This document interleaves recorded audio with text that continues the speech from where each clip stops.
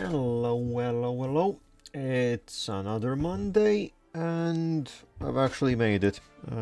Yeah, last week, as I said, I was still am skeptical about this week's and well the schedule just going forward as is. But well, today at least, no worries. Today we're all in place and ready to keep cooking. Yeah, well, who knows about the rest of the week, but it's basically a day-by-day, stream-by-stream kind of situation, if it works out or it doesn't. Well, yeah, today, all going as planned, having a decent Monday thus far, and now we're going back to the jungles. Oh, shit, not the jungles. The jungles and the lizardmen nations, which have like 124th defense. Oh, it's a situation, isn't it? At least I imagine this is literally the hardest it could possibly be as far as 4th defense goes. Well, then again, I don't even want to say that. We'll come across some nation somewhere that will have 200 for defense, and I will actually just tear my hair out. But, well, realistically, that's not too likely.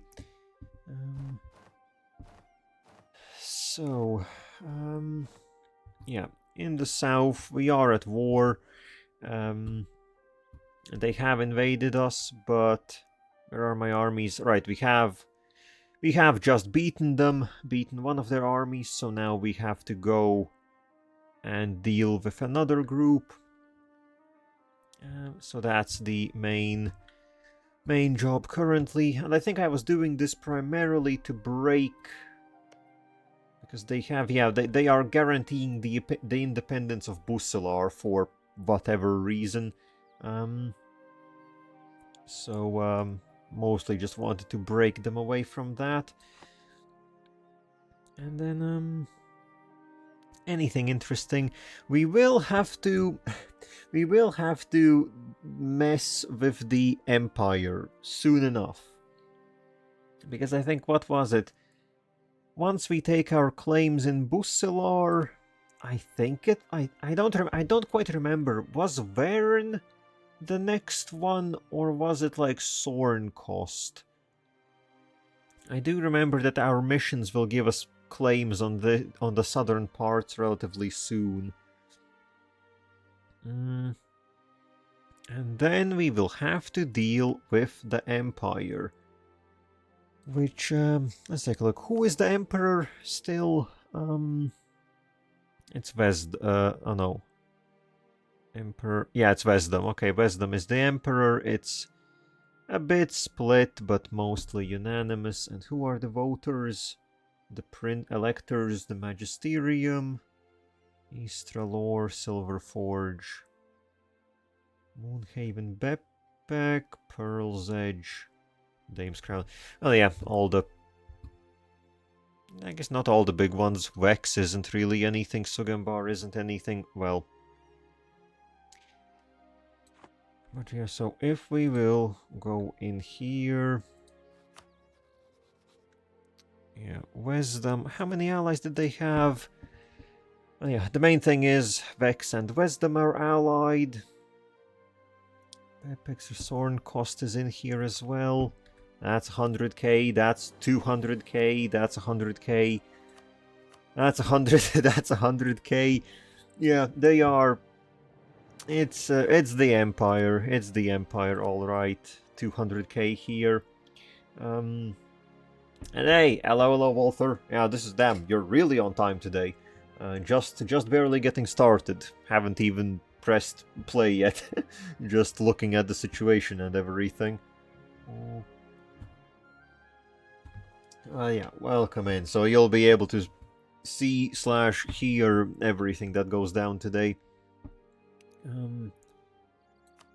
Mostly currently just yeah, looking at what the future might hold But obviously first the lizard wars. They're in the trees. They're in the jungles.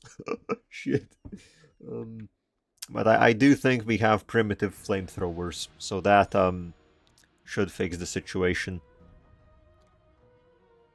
But yeah, back to this. I guess time to actually get back into it. So we have some armies that we need to catch. And I guess better get rid of these 60k first.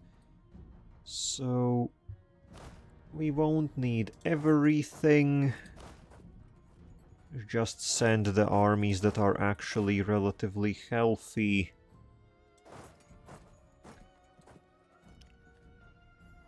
Yeah, we are slightly over general limit, but that's fine. Actually, can I kick out a general? I think we can kick out... Who was it? We still have this one, Caledonian. And if I remember correctly... Was this the one we got from the mission? Honestly, only having 6 shock and really nothing else at this point, that's not good. I'm sorry, Caledonian, you have served. He has served us 80 goddamn years. That is surprising. That is surprising, but honestly, we need someone better at this point. So, yeah, bye-bye.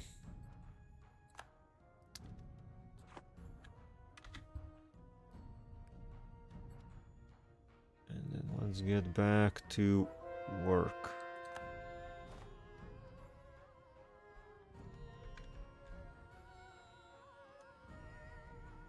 Oh, are they? Oh, they're gonna retreat in this direction.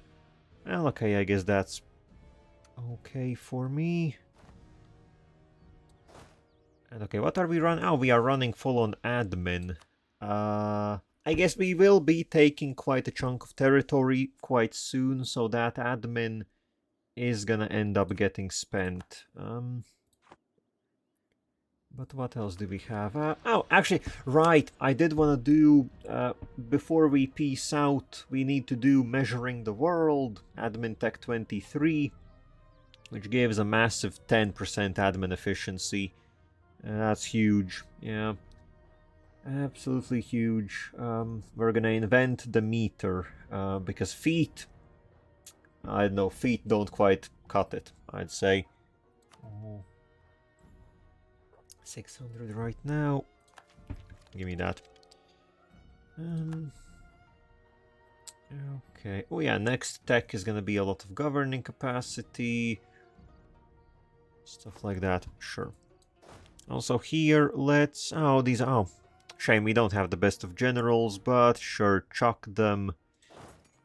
Chuck them into that fight. It's an even fight, but I think our troops are just much better. And of course, I kick out a general and then another general dies. That's just how it is. That's just how it is. And I think we can spread out a little bit more and start sieging more provinces. Should be something that we can manage. And oh yeah, the fight is going on, and evidently the fight is going very well. Yep, it indeed. Oh god, that's horrific for the lizards. That's horrific. Alas, not wiped out. It's a bit of a shame.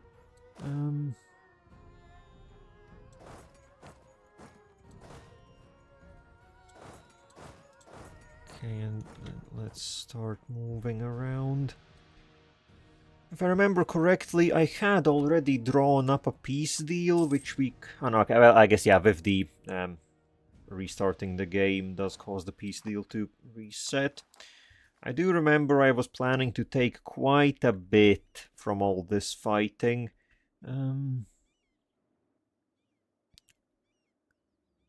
Also, sure, I will let these rebels trigger. I will let them trigger. We can just permanently get rid of them. Hobgoblins are fine. Everyone else is basically chill.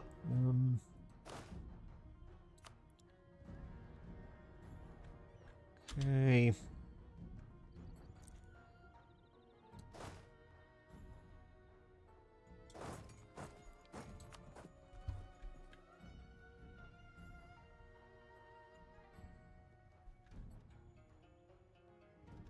Oh, don't tell me that that was a disease outbreak. That was indeed a disease outbreak. Plus 30. Oh, Christ.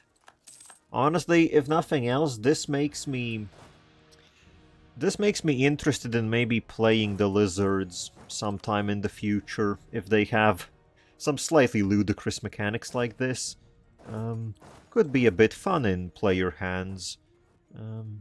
Just being basically uninvadable.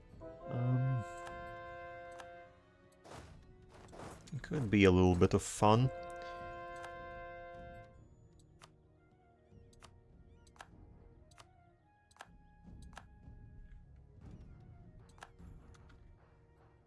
The cats must save us from the plague. Well, I think the cat... as if you mean the cats, I have a feeling they're more likely just to cause another... Oh, well, we got two... Of course we got 2 plagues in a row. Volther, the cats didn't help. The cats didn't help for shit. They didn't help for shit. We are also in... I guess, yeah, it's summer, so we are also now in monsoon season. Isn't that just perfect? Oh, Christ.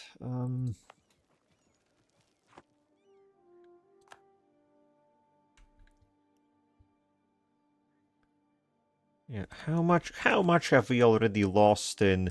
Yeah, we have taken 175k total losses. 150k of those are attrition. Meanwhile... yeah, our battle casualties are excellent. At least they are also dying due to attrition. I guess they can inflict a lot of attrition, but they don't have anything that reduces it for them. Which is good. Nice, maybe the monsoon will wash the plague away. I don't think that's how the monsoon... Well, it would be nice. And we got another plague. This is actually... ass. Dysentery. That's what it is. It's literally ass. Ass plagues. Yeah. It's not a good one. Hey, at least we got our fort back. And, what's this? Sickness of the Divine Herald? Goddamn, even the Divine Herald is sick now. What is this? It's like everyone. We got the plague. Monthly autonomy change or taxes? Don't we have quite a bit of autonomy reduction going on? Because that is 0.05. Yeah, we have quite a lot of autonomy reduction, so we can just give it to the burghers. Plus the merchants are going to be a little bit more happy. They can manage affairs for some time. Ooh, but another province got the Kirin, the Bringers of Fortune. So where is that? Some random place again. That is the massive 50% dev cost reduction. And I guess it's a well, okay, savannas are a bit less efficient. But still, that's such a massive development reduction. I think we can manage something here. Maybe. I guess the place already has a farm estate. Well, if I remember to develop it, maybe we will develop it a little bit.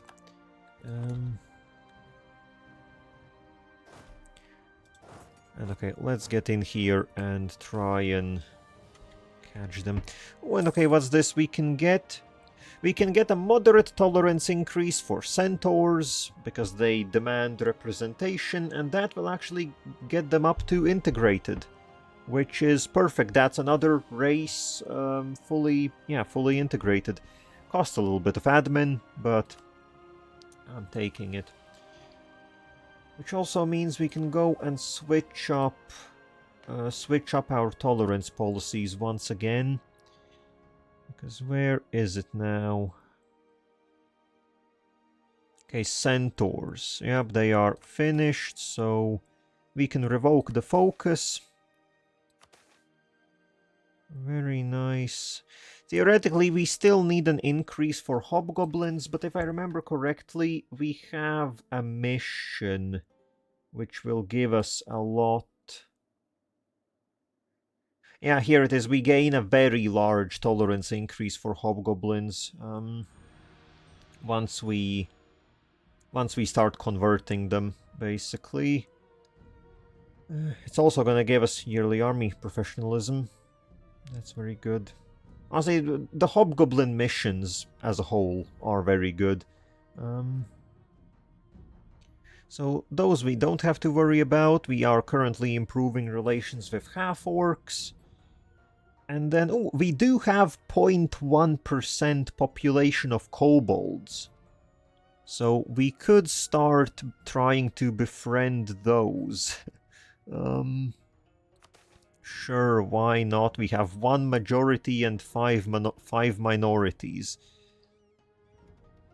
Sure.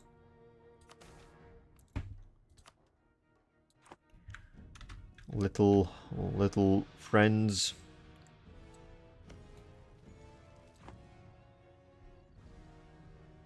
Okay, how long was it until the next draft? Actually, just a year. Okay, in a year we'll have another draft, which we will need. I definitely did not expect to be losing so much manpower in the fighting here. Well, I did not expect so much fort defense. That's as simple as it is. Ooh, and okay, we are maxed out on hedonism and we are maxed out on stewardship. On mandate, that is. So, I guess we have to look at a reform. It will be... We will have some penalties for a little while. But honestly, it's not the worst. We lose some income. A little bit of morale. But I don't think it should cause too many issues for us. The only problem now is choosing. What are we really looking at here? That's worthless. I guess we could get Day of the Cat event, which can give us, as it says, various bonuses. Considering that you have to do an entire reform to unlock it, I would hope it's worthwhile. But it does also give us more yearly hedonism, at the expense of less taxes, but we are mostly production and trade based at this point, so taxation, we can lose a bit of it. So that's definitely an option. All the rest really buffs Catarata itself, like not Catarata itself, but the river territories. But yeah, I'm not really sure if that's... What else did we have? I guess Taste of... No, Taste of Magic isn't the one. Ceremonial...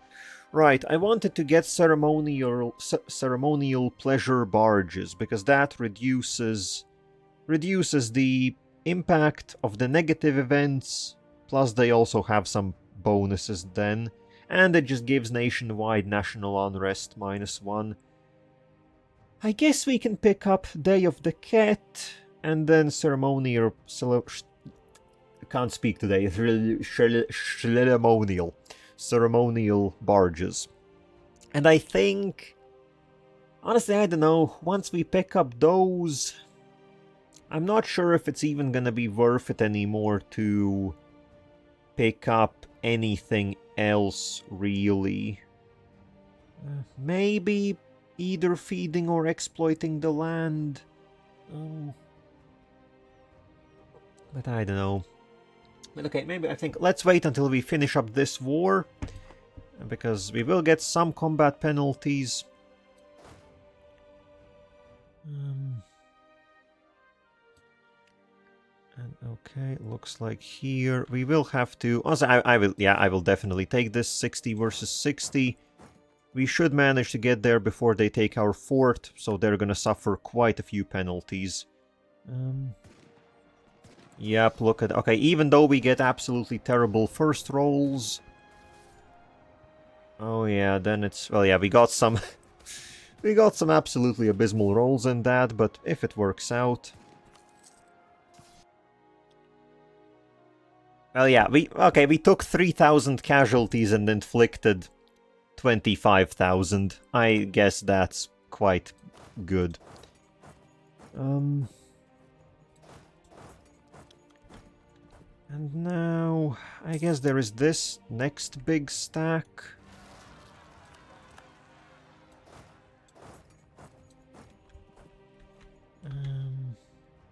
Yeah, it would be, though, very nice if I could actually... If I could actually wipe them out instead of just having them running around still. And okay, we finally... Christ, our troops have suffered so much attrition here. This is quite terrible. Let them recover for a bit. And plagues here as well. My god. Honestly, maybe I will have to cut this a bit shorter. I don't know. Where are the alliances that I wanted to break? Those alliances, and then I wanted territory.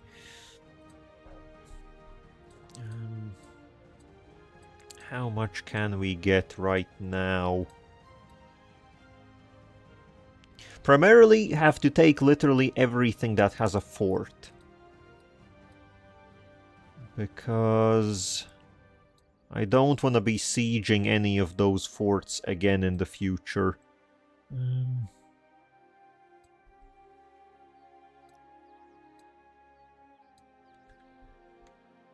Okay, we could go up to... We could go up to at least this much. Would be a fort there, would be quite decent. Let's see, we can... Okay, that's... Yeah, we can definitely get up to it. Okay, all our armies are in place. I guess let's go in.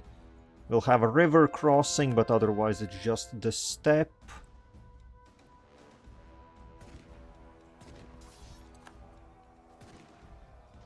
Christ, 7,000 casualties on their side. Well, that was a absolutely perfect shock phase for us.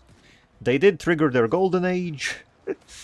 I don't think that's gonna save you, buddy. Yeah, that was... I assume there must have been quite a bit of mercenaries in that front line. Oh yeah, and also it was our war wizard leading the charge. That explains some things.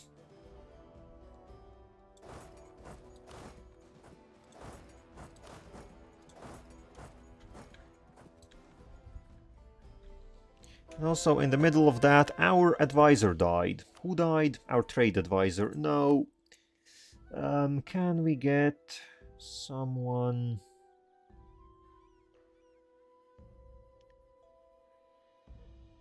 but you're... no, you're a desert elf. We can promote you.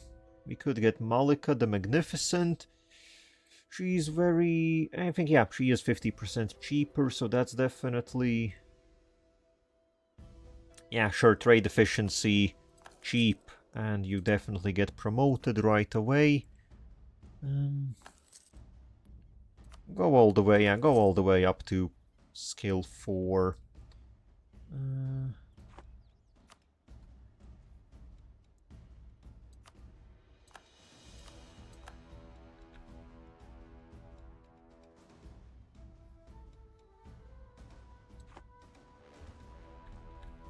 of course, we have lost so many men here that we can...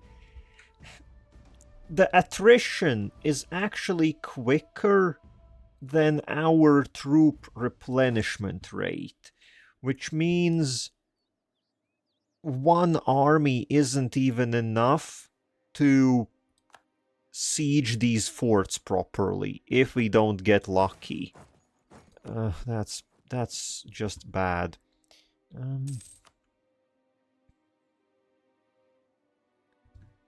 But okay, we will unsiege some territory. I guess let's see how far that gets us war score wise. Oh no, maybe... Oh shit, you're already locked in. That could be bad. Then again... Oh, this is our war wizard. Okay, but no, this is not good. They're up against... Of course, how did they lock in so quickly? Oh no, then again they... Okay, well, we are taking a lot of unnecessary casualties, but I think we will win the battle. Maybe, come on, just give me a good roll for God's sake, not a 0.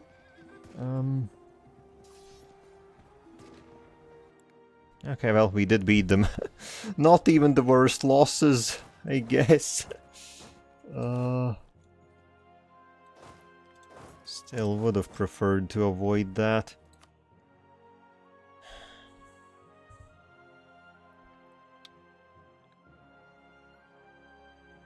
Oh, we have recovered enough.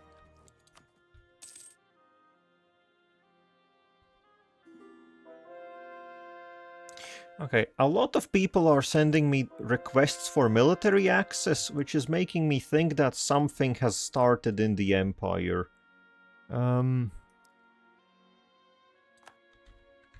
Is the Empire in a bit of a shit show? Oh yes, they... Well, actually, is it? No, I guess it's... What's the current situation? No, I guess they are fighting some smaller nations. Exves, Ulair, the leftovers of the Gnomish hierarchy. Yeah, actually, I guess, okay, it's a little bit of a fight, but not much of a meaningful one.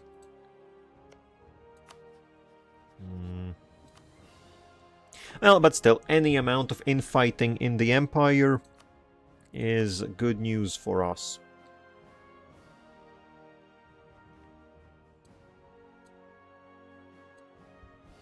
And okay, actually, I guess since we got the 10% admin efficiency increase, we can actually take noticeably more territory.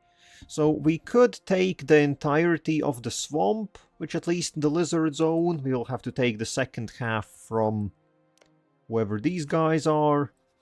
Okay, they're just humans, yeah. But we can get all of that. And then I would like to take some forts. We can get a fort there very easily. And I guess this one, we need a minuscule amount of war score, and we could pick up this one too. Yeah. And I think then I will just piece them out. Honestly, if we take this fort, that should do it. And then we don't have to suffer any more casualties in this. Okay, perfect. There we go, fort taken. Might as well finish occupying a province.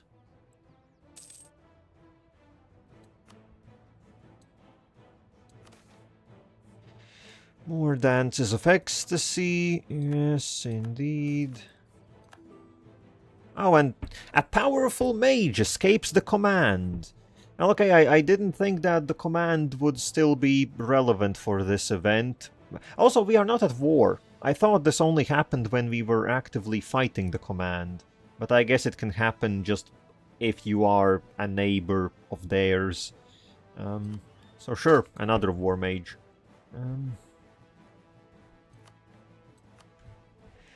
And then let's see, we're taking all of this from the lizards. Can we squeeze out another fort somewhere, or do I just pick up money? Because honestly, taking some money would also not be half bad.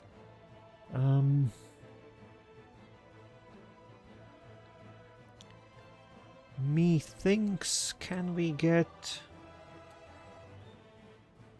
Oh, it would be nice if we could get... Oh no, but that's also above 100. Okay, so just... How much money can we get? 400, well that's not a whole lot. Can we instead get a few provinces? Which ones here are better? Okay, that's salt, that's metal.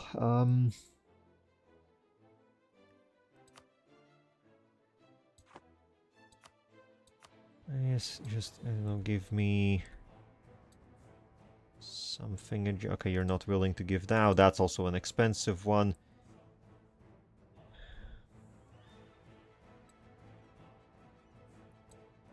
Sure, you know, just give me something up here and that's it.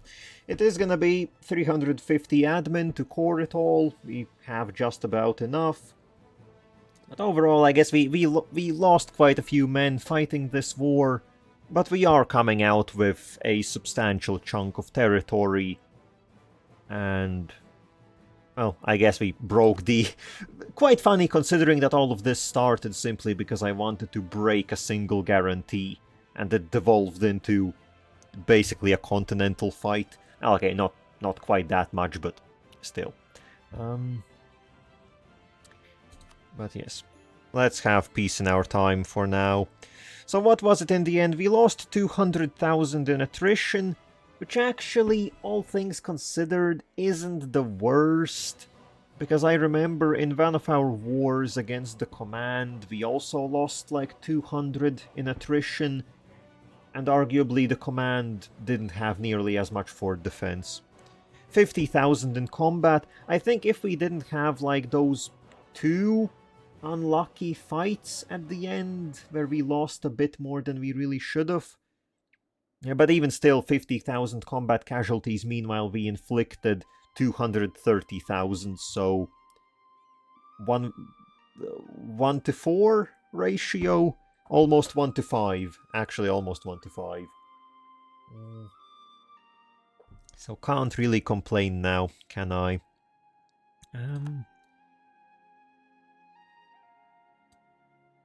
Also, they were our rivals. Okay, I like that. They are losing 218 power projection.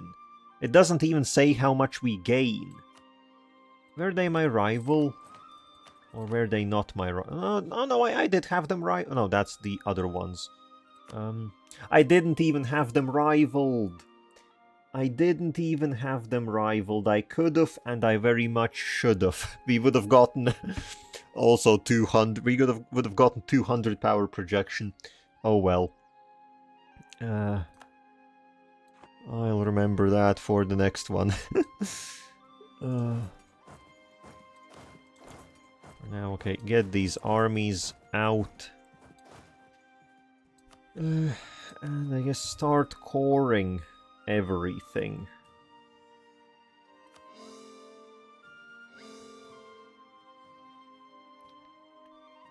Okay.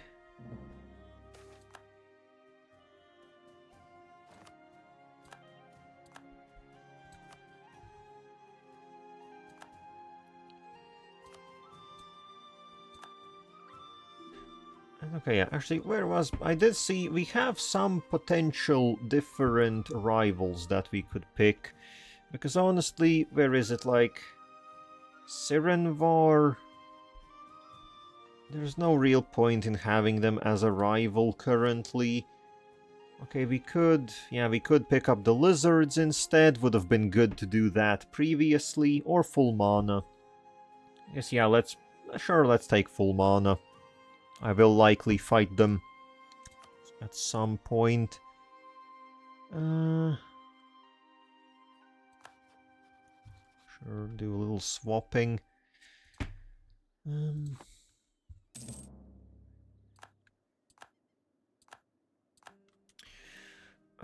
I have been looking at, so we have a few things that should be going on in the background. So, the Academy finished in Jadd, if I'm not mistaken. Yeah, we have the Jadd Academy, which is free military policy and leader without upkeep. But yeah, I guess this was that really the case? It is only active when Jadd is the capital province. That sucks. That honestly sucks. Like, there are a lot of unique buildings which the Jadd can build, but I guess they have made it so that they are only active when that current city is the current capital. Because now we have the problem that we still need to build the Herald's Wall and the barracks. But how long did they take to build? They take 10 years. But also we have a mission to turn Sarhal into a new capital. Which I think we will do. It will force us to move. But sure, why not? Because then in Sarhal we also will have special buildings.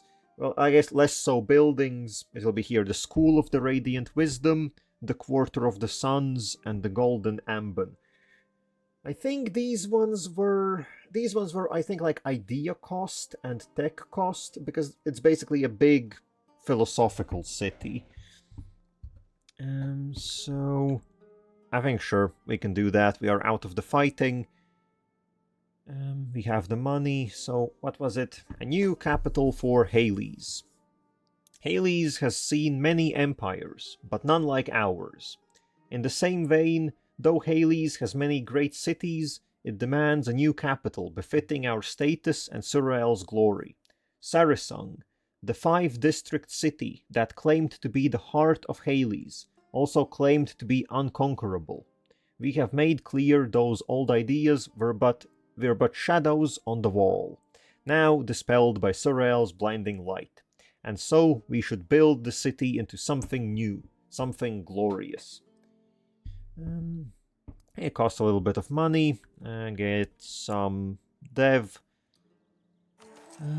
Okay, we can move. So what did Sarhal have as its bonus? Now known as Istralair. It was utter garbage. Right.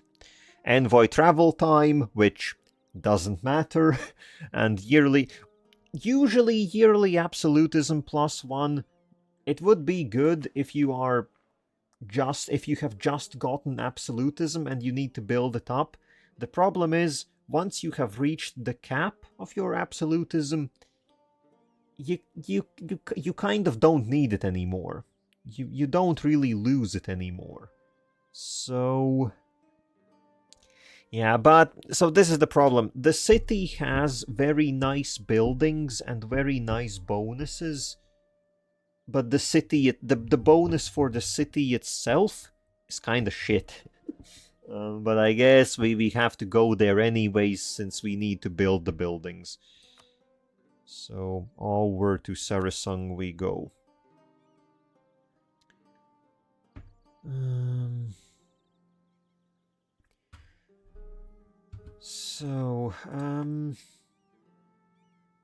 Now this should also give us, now we can do the mission, not the missions, but these ones. So building the Golden Ambon, establishing the Quarter of the Suns, and founding the School of Radiant Wisdom. What did they give? So the gold, the Golden Ambon is just reduces all power costs by 2.5%. That's excellent. It's always nice. The Quarter of the Suns was, diplomatic reputation and improved relations. I don't care about that, really. And the School of Radiant Wisdom gives actually a massive 20% advisor cost reduction, which means at this point our advisors will be costing basically nothing. And also 5% idea cost, which is quite nice. We still have a few idea groups that we need to pick up. I think, sure, let's start with the School of Radiant Wisdom. Thoughts, theories, and technicalities. All these and more will echo through the lecture theatres and debate halls of the School of Radiant Wisdom, where the foremost scholars and philosophers of the Jadd Empire can discuss the latest scientific discoveries and theological muzzings, and how best to turn them to use across the wider realm. Sure, so this is also 10 years. Get started. Get started on that.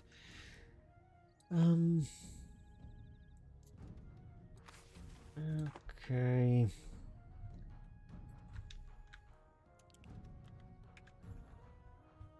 Okay, so, well, we have just taken quite a bit of territory, at least it is nicely fortified.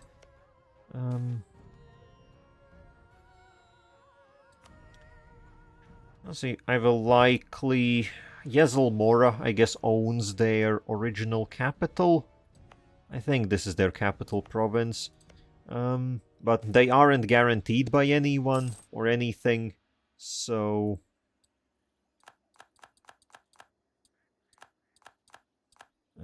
I think I will just pick them up. And what's this? We have some corruption. Yeah, sure, they can be a little bit corrupt. So we'll pick up them.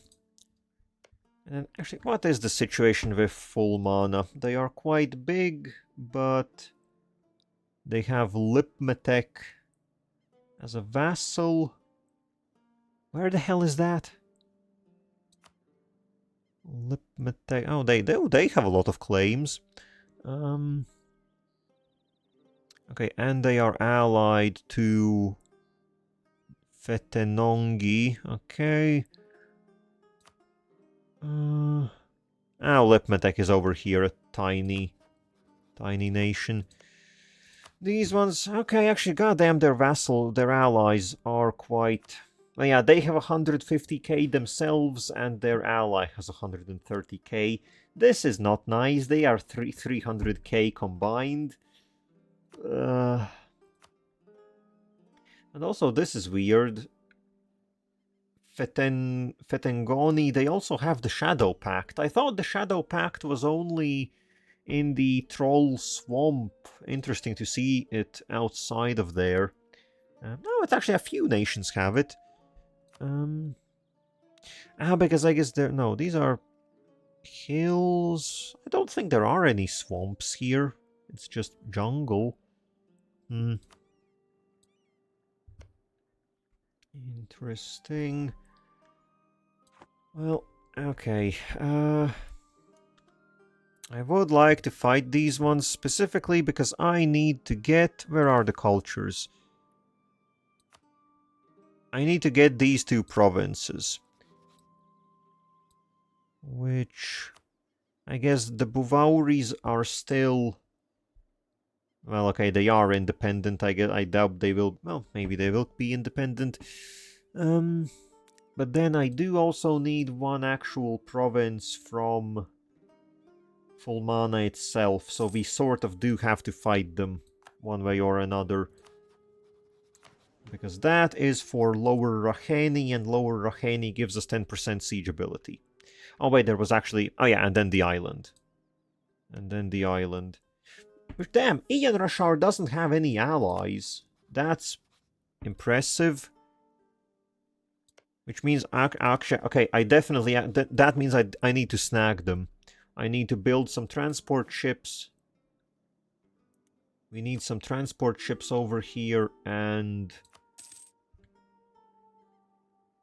I should be able to easily take that island, no problems. And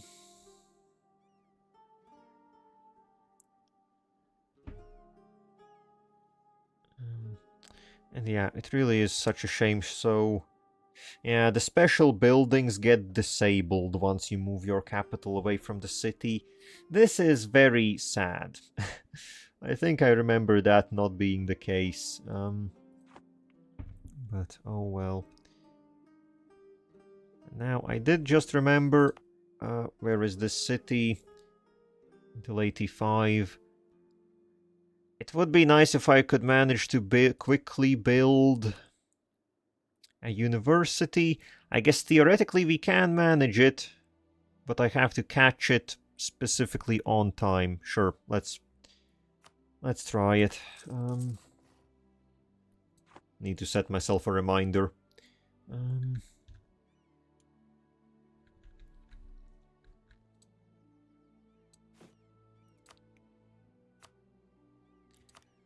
Okay, yeah, let's set down some ships.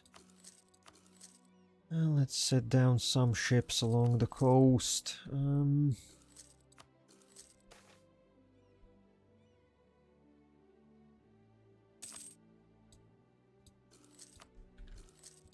We'll go a little bit over force limit, I think, but the ships are so cheap. It doesn't matter, really. Go up to 15, I think. That should be good enough to invade. Yeah, they don't have much of an army.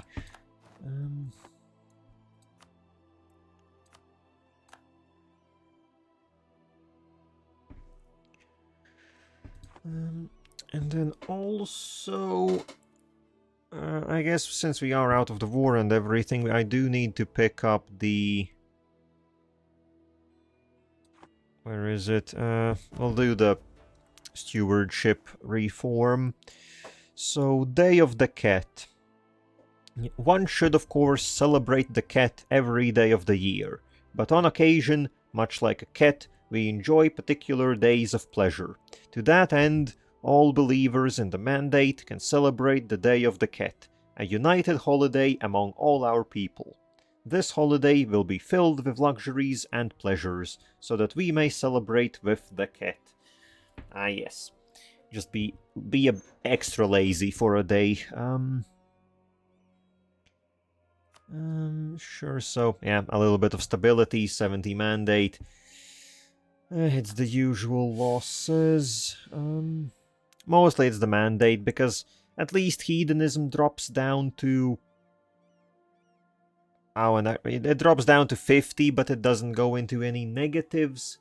Meanwhile, the mandate does actually slip below 50, which means we do have some negatives, but they're not that big, like 12% production efficiency reduction, a bit of unrest, but it's fine enough.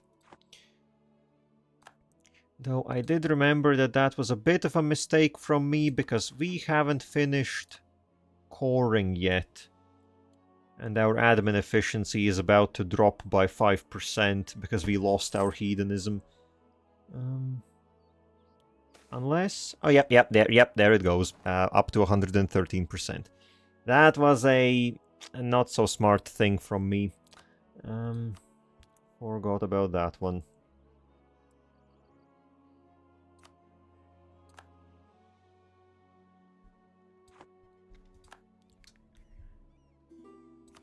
Which is actually, honestly, I do not... Oh yeah, swamp troll separate. Oh shit! I did not want to deal with these. Then again, we don't have to. We can just pay. Yeah. Get harshly treated. Get back down there. I don't want to deal with any of you.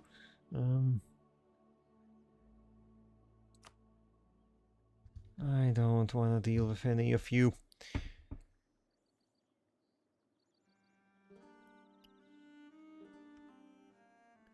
And then otherwise, soon enough, we'll have another exemplary vote available. That will be cool, obviously, for the draft. Though we will have to start a fight with someone for that.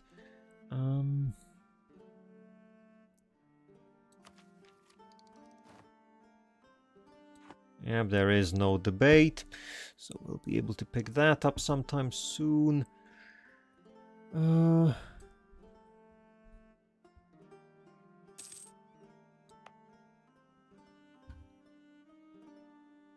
Yeah, I think for now, I think we just sit tight a little bit. I want to deal with these cores, so that's a year. I think we can allow ourselves a year of chilling a little bit.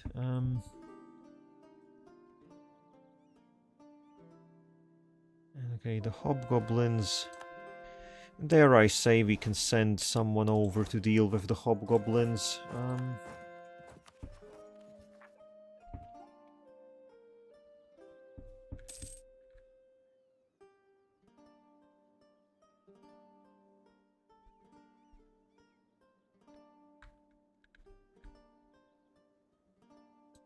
Okay, what's this? Oh, Kulgiash is killing Muhakar. I wanted to take them myself. Mostly I want to take Rakaz and this little territory, then we would have a nice united area here. Wouldn't have to worry about much.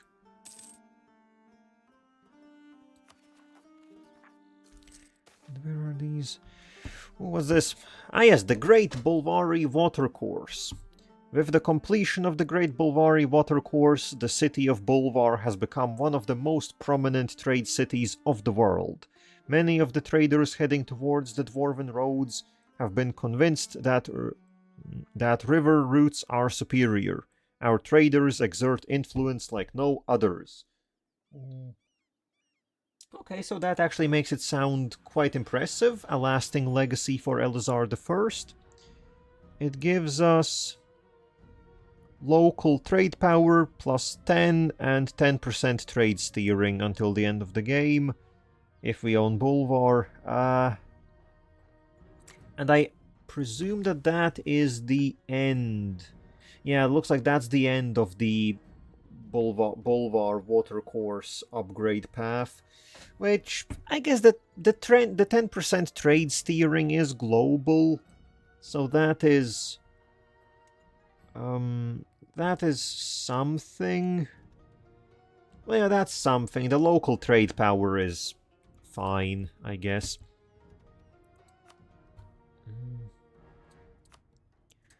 Oh yeah, also, speaking of trade, that does remind me that I was planning to finally take a look at our trade setup a bit more, because it has been a mess for quite a while, especially with us moving our capital all the time. But I think now that we have moved our capital, I'm thinking I could try my best to actually, I don't know, make it work. Set it up so that it's decent. So yeah, one shame is we can't really funnel too much into Karonyana, though I guess we can assign a merchant in Jadao to transfer trade. Let's just start pulling you out from literally everywhere. So first, Sayakwan, this is effectively worthless. So that will transfer in there. We collect in Rachen, but honestly we could transfer it down the road and collect somewhere else.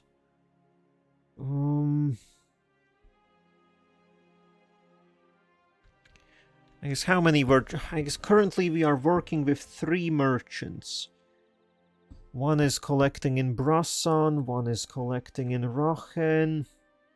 Okay, Brassan is very good. We have almost 100. Yeah, this is like the furthest down trade node where we have massive trade power, almost 100%. And so all of this trade value, it goes straight in there. And ooh, the Serpent's Rot has reached almost our holdings in Verkal Gulan. Yeah, the middle Dvarovar is already getting murdered.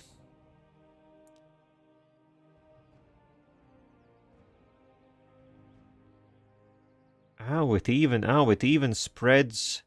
I guess it spreads to the provinces that count as part of a dwarven, I guess, region. So I guess these territories also count. Now, one thing that I'm worried about is, like, when does it go away? If at all, because, well, if it doesn't, it has to go away at some point. Fuck knows when that is gonna be. I guess we'll see it.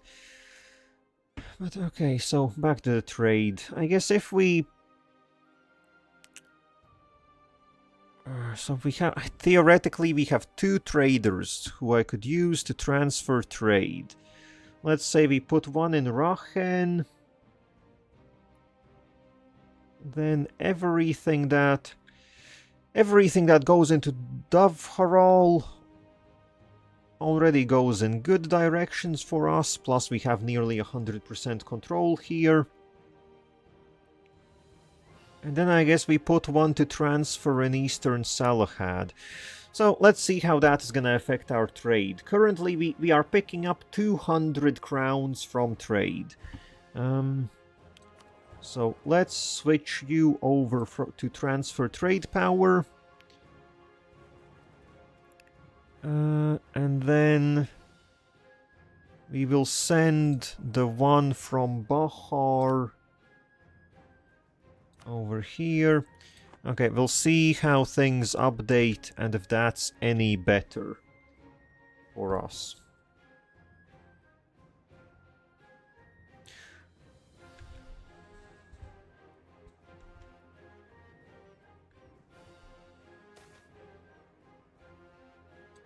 Yeah, more separatist issues.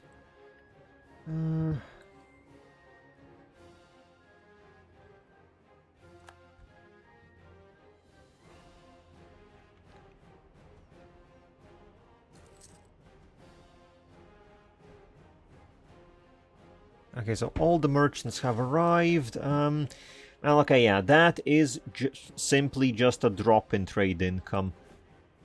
So how does that actually look then?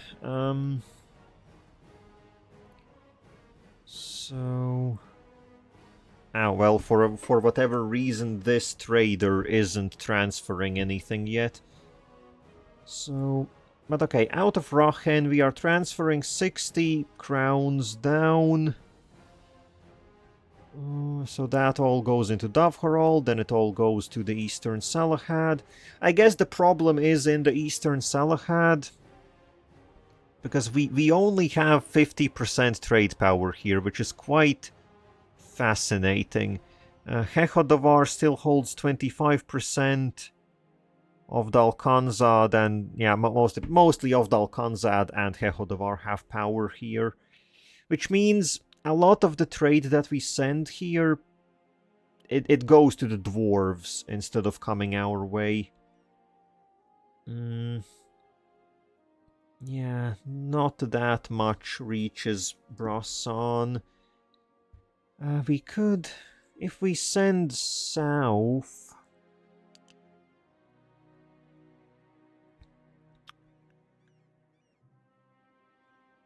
okay, this is really weird. So there is a trade route coming from Golkora through the Eastern Salahad, but yeah, it's weird that it doesn't go to... instead of going to Sarayend, it goes past it and all the way to the Eastern Salahad. So that's just not good. So I guess sending all the way over there, just... it doesn't end up making us any money. Which means, I guess...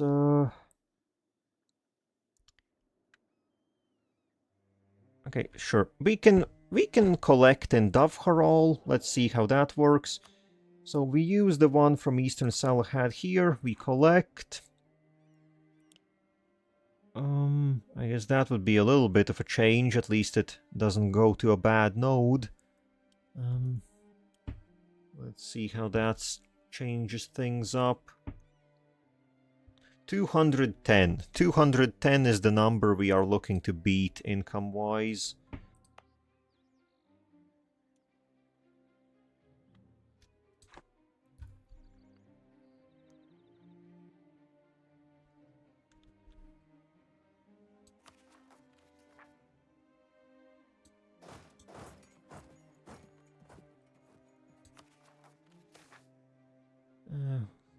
Widespread opposition, we lose stability. Well, that's sad. How expensive is it to boost? I guess currently because, okay, overextension, but otherwise I might even spend a bit of admin to get us back to +2 stability.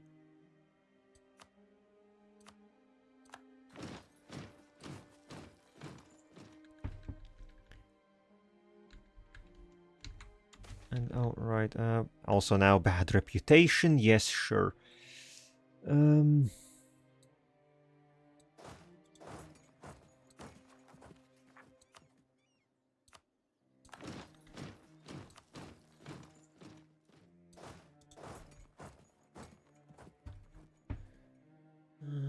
Yeah, I should have... A lot of problems could have been avoided if I just remembered to finish the coring before doing the mandate reform. Oh well.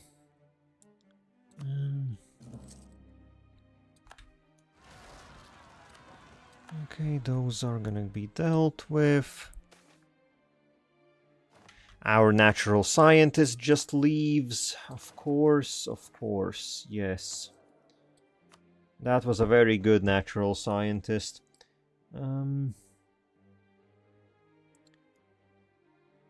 Well, okay. Who can we get instead? Honestly, maybe some missionary strength. Sure, let's get a missionary strength advisor for now.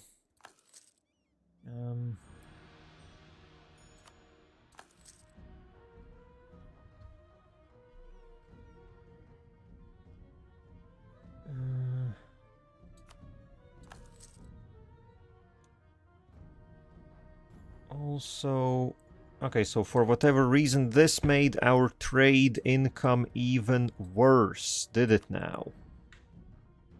We are pushing 60 and we're... What the hell is this? How do we only have 33% total power in the node? How the hell does Ovdal Khanzad have 20% trade power here? Physically, how?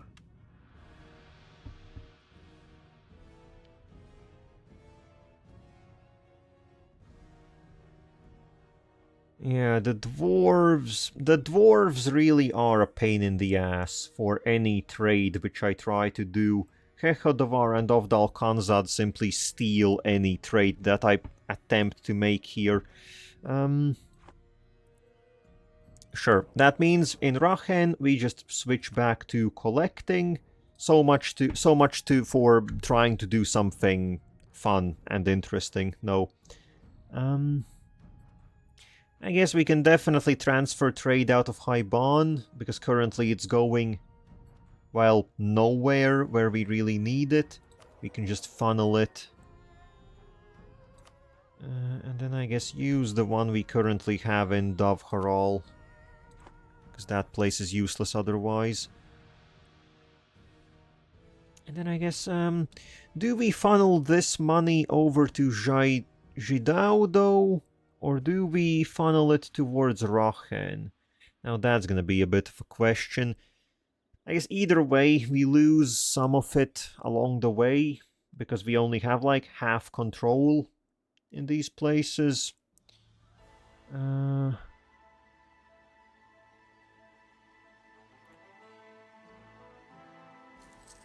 Okay, that brings us all back into the green. But only 109. Well, okay, this trade isn't transferring yet, so... Steer that trade real good.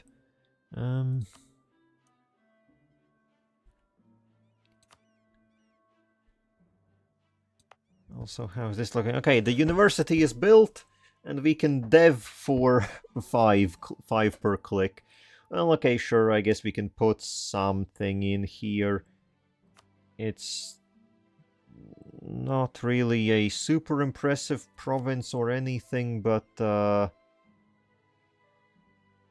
honestly, the farm estate, I think I would much rather replace the farm estate with a soldier's household. Which also means we can just dev military power. Or, well, sure, we can just spend a little bit of both. Balance it out with some Diplo.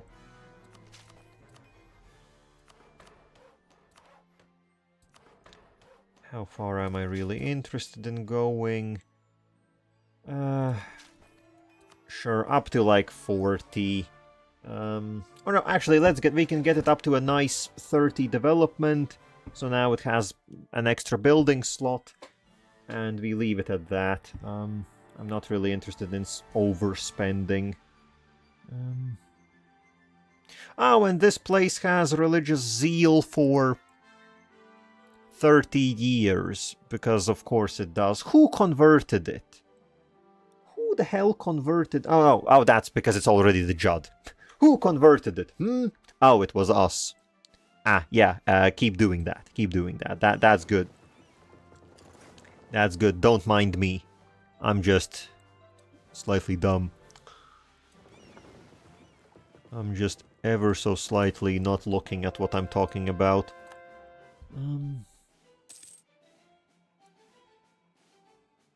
Okay, trade is back up to 205. Back up to 205. Which is basically the same. Nothing much has changed. This is with us funneling 20 into Rochen. Yeah, Rochen is still a mess because so many people have trade power here. It's just an absolute mess. Honestly, would it change if we funneled instead in the direction of our current capital? How would that change the income graph? Would it be more? Would it be less?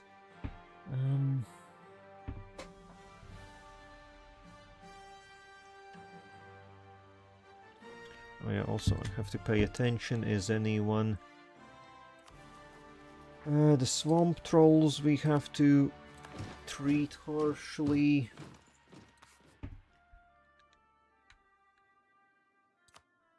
And then who else was it? Mohakari. Where are you? Where are these separatists even?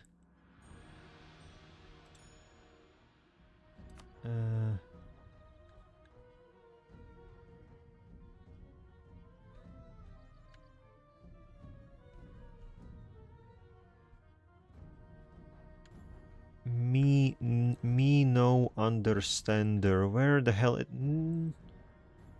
Nothing is glowing pink. So where the hell are they? Well, just harsh treatment. Doesn't matter. I don't care.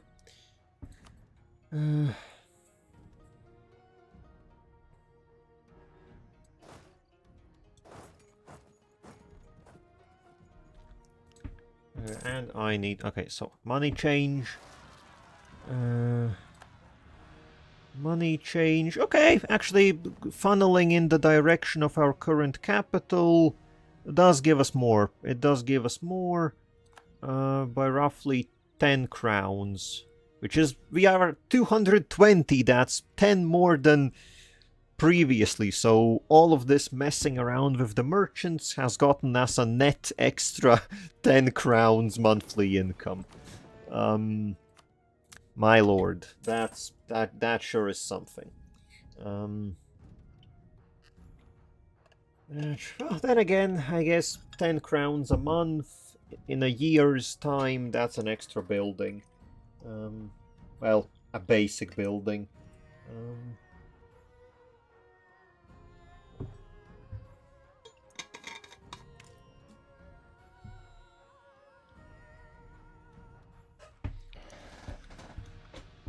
Okay, so,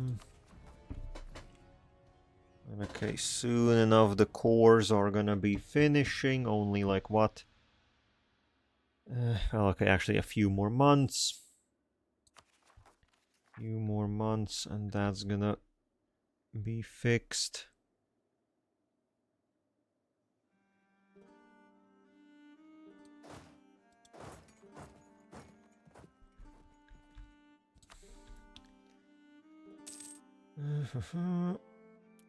Now, we have some money in the bank. What else needs to be done? More buildings need to be built, that's for sure. More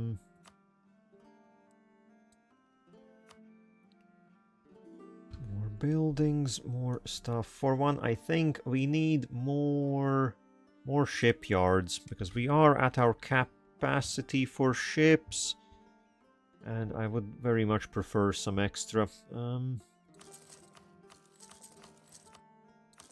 Just build them everywhere where we have stated.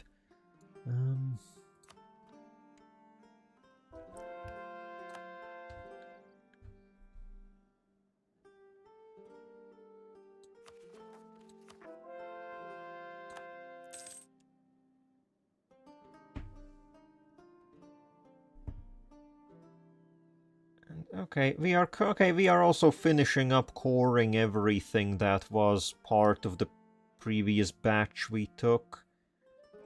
Now we're gonna have to start coring the lizardmen territories and the swamp.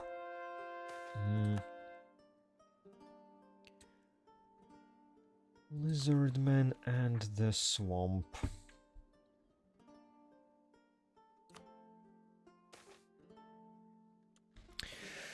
Oh, the serpents rot in the Jadd Empire. The disease which has been ravaging the Dvarovar continues to take victims as it slowly rots away our people. Casualties skyrocket and we are hard-pressed to care for the sick, not to mention to dispose of the piles of corpses we find ourselves burdened with.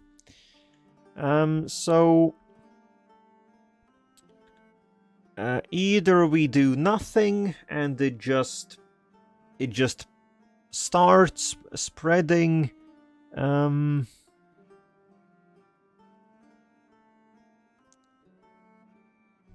Wait, don't tell me that this is actually global. All power cost plus 7.5%. What? Or alternatively, well, yeah, because since our capital isn't inside the serpent's spine,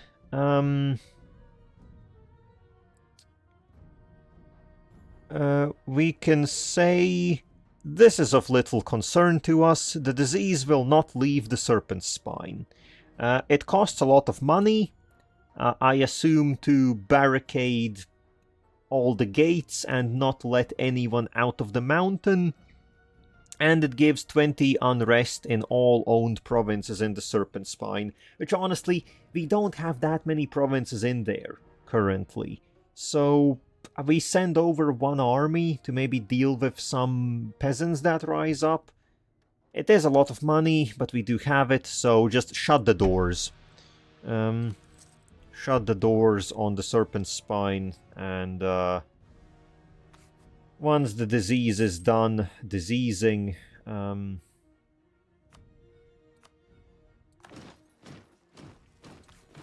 once it is done diseasing, we can, I don't know, move on. Yeah, this is problematic, isn't it?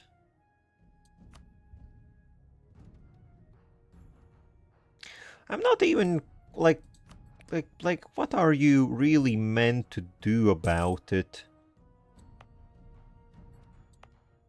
Because, well, yeah, I've never gotten it.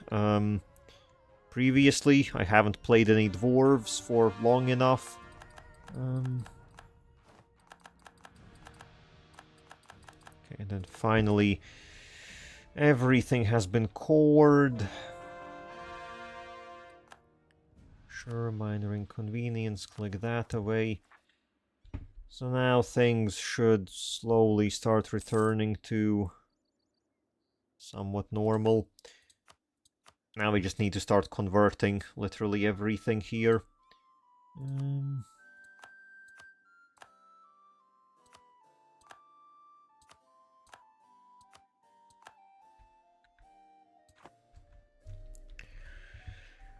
Okay, start converting everything, and well, since we are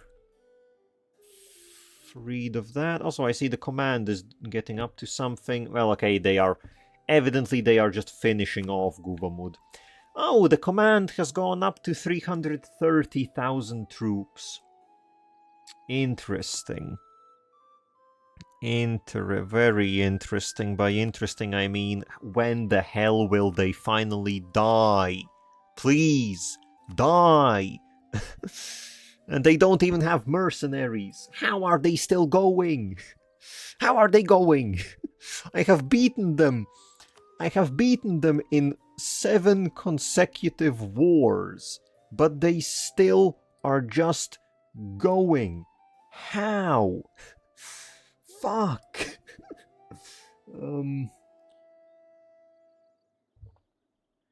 Please, could you keel over? They are still the 3rd great power of the world. Still, after getting beaten so many times. Oh, that's just... hate to see it. Hate to see it.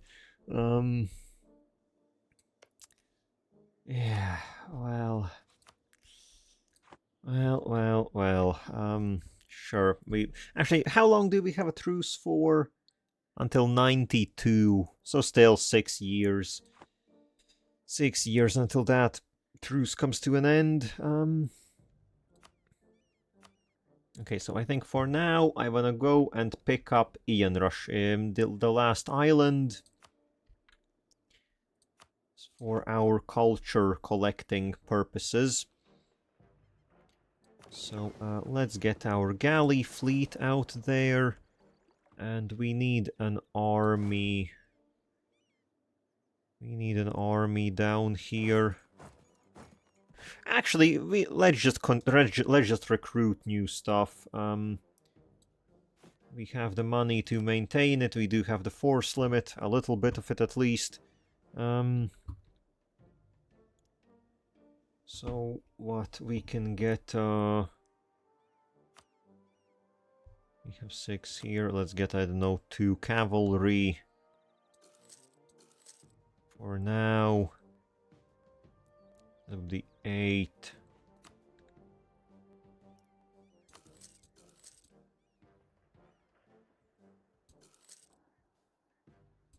How many cannons can I get? 6 cannons, 8 total. We have 15 ship space. Math. The math is not mathing in my brain. Another cannon, sure. Actually, not there. Build you there. Okay, so that will be our little amphibious invasion fleet. Because why not?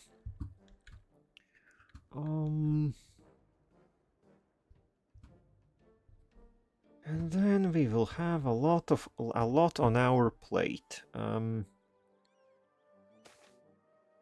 Oh, I guess I already forgot the artificers. They are done with their work. Self-cleaning parchment.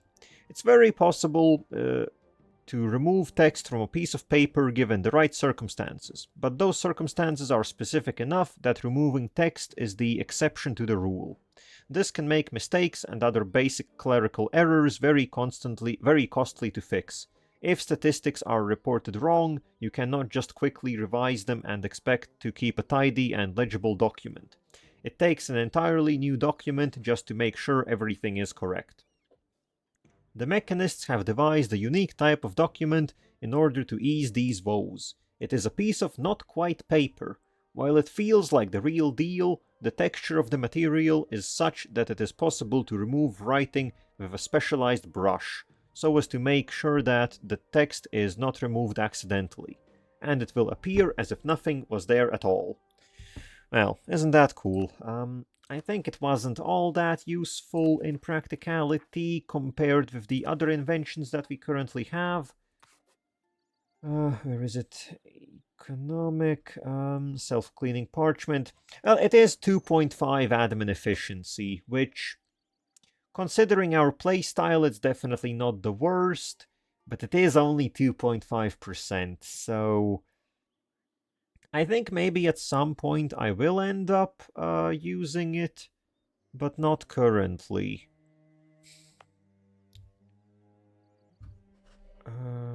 Also, okay, yeah, I remember thinking about the...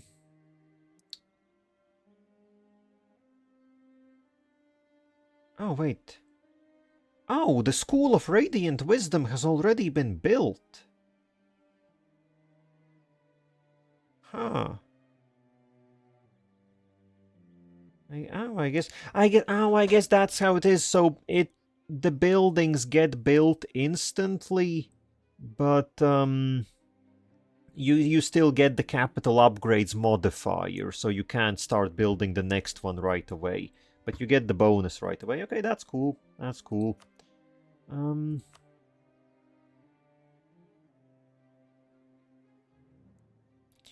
Okay, what was I thinking about? Yeah, I was thinking about... We are currently in a very low development capital, all things considered. So maybe plugging in the arcane battery complex could be something. We could develop our current capital basically for free. But that does mean we need to free up a little bit of artifice capacity.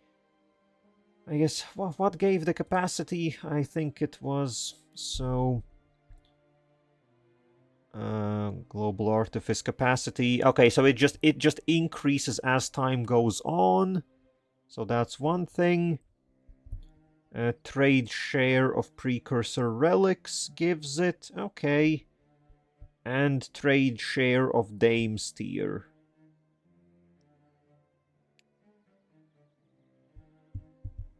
Oh, and okay, you get a negative 50% modifier if you are in the mixed mode. I guess if you focus fully on artificers, you get a lot more artifice capacity, which means you can plug in a lot more bonuses. Which is, yeah, it's a shame that we couldn't go full artificer. Also, it is a shame that I remember previously universities increased how much capacity you get, which I guess now they don't, which is a big shame. Otherwise, we could just spam build those basically everywhere, and that would be very nice. But okay, I guess all of that aside, time for another invention. So, what are you bringing us? Portable turrets or centipedal chests? The centipedal chests we already had. That's a shame, I wanted to see something new. And what are the turrets? Okay, so the turrets are... Ooh, actually... Okay, the turrets... Okay, yeah, the turrets are definitely a permanent pickup. So... Theoretically, their main thing is that they reduce shock damage taken by 20%, which is massive, but it's only for artificer regiments. So you can make artificer regiments very, very elite. But also, it does have the secondary bonus of just giving us 10% siege ability countrywide. Yes, sir. Siege ability. I think at this point, siege ability is basically like one of my favorite modifiers. Well, especially because I guess we do have quite a lot of ways to get it. So... Oh, they sown discontent. Why do you sow discontent in my land? That's not very cool. That's not very cash money. .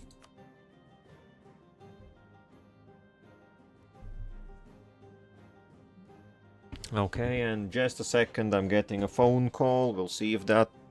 how long that takes.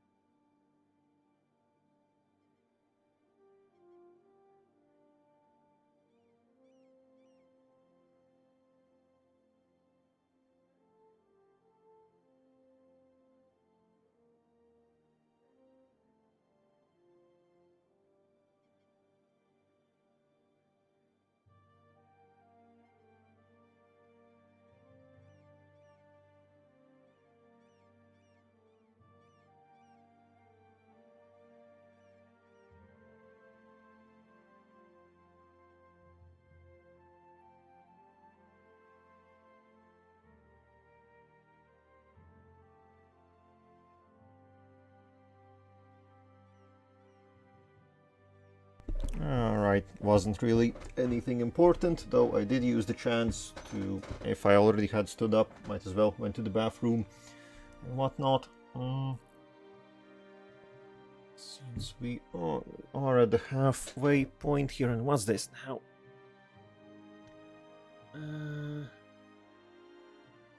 Christ.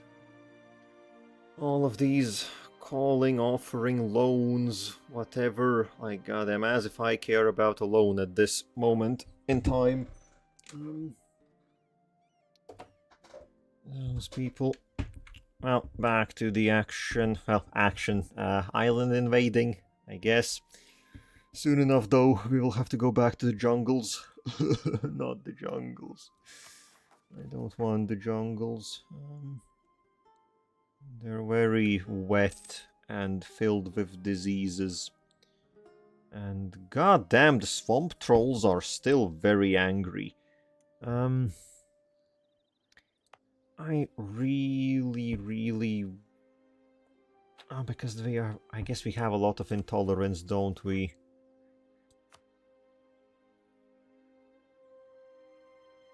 Wait, no, why the hell do we have 7.5 intolerance? What even is that from? I guess, yeah, honestly, the discontent, the negative mandate, yeah, they are stacking up. I might have to shove like 2 armies into the swamp and just beat the separatists. I don't think I will have the time to, I know, convert it all.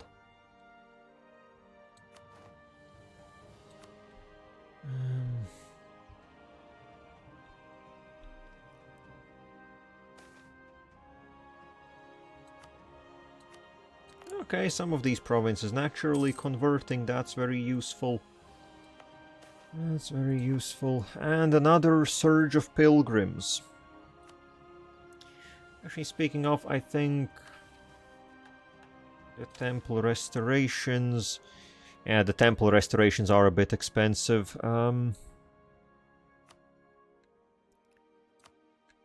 They are a slight bit expensive.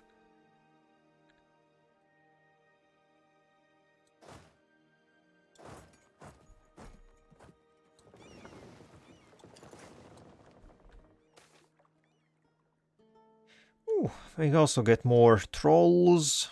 Get some tolerance up for them. I'm not even... I think I'm not even...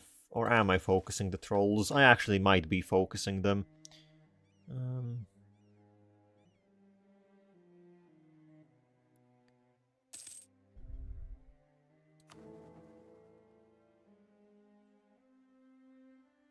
Okay, Imperial... It does seem like Imperial authority is going down quite a bit.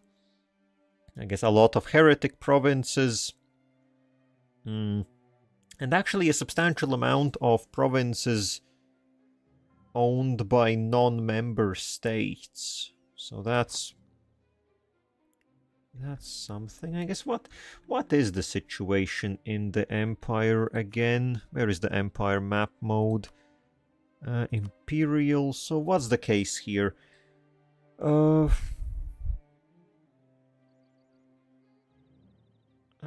guess there are... Oh, I guess, okay, I guess, yeah, Gaved or the Northern League now, they have picked up a few provinces that they shouldn't, okay. Honestly, the Northern League, if I'm not mistaken, they should be more proactive against the Empire, but they have slowed down quite a bit in their... Well, I guess I have never seen the AI Gaved really push into the Empire. They have 300,000 troops. They definitely could attempt something. But I guess it's a different situation too, if they actually will.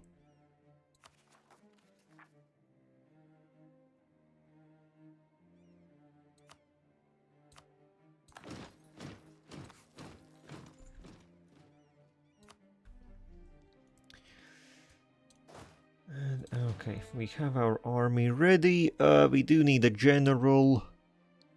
We do need some general.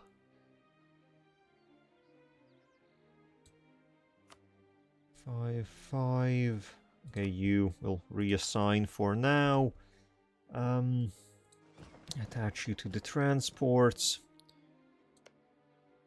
Ah, well, okay, yeah, Ian Rashar, they don't have a good general at all, so we should be able to land and win the fight quite easily. Also, they don't have a fort here, they do have a university, and a manufactory, and everything that's nice. So, actually, is this part of the Rachen? Okay, no, this isn't part of the Rachen trade node anymore, this is part of this coastline down here. Actually, goddamn, I guess no, actually, no, it's not. It's not an end node. They have 140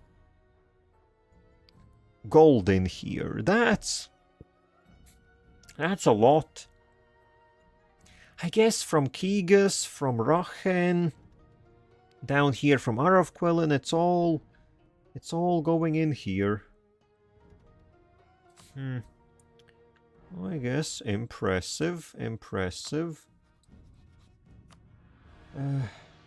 Wait, don't tell me they have converted to the Jadd.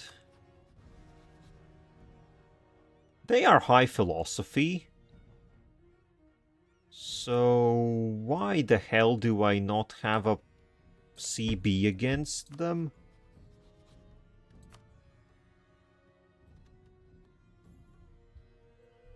What is this? We should very much have a CB against them, like we do against literally everyone. Well, I guess we can just build a quick spy network and, well, just fabricate a claim and do it that way. Weird. But sure, what, 4 months, and we will have it.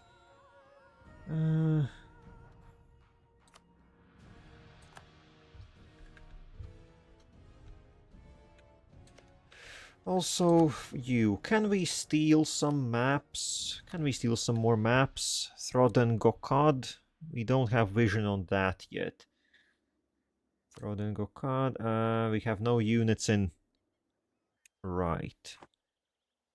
Well, that can be fixed. March the army down, and we will have adjacent units.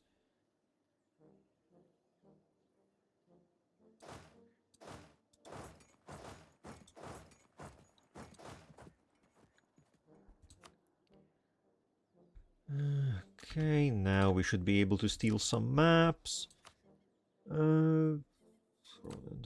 Yes, 48 provinces. Give that to me. Nice. We could also steal, what is this, Odukeras? Odukeras, that's 15 provinces as well. Yeah, sure. Just give me all... I want the vision. I want the vision. So, a lot of lakes here. A lot of interesting places. And I guess now we see the entirety of their territory. A lot of naval goods, lots of spices. Oh yeah, trade goods are okay.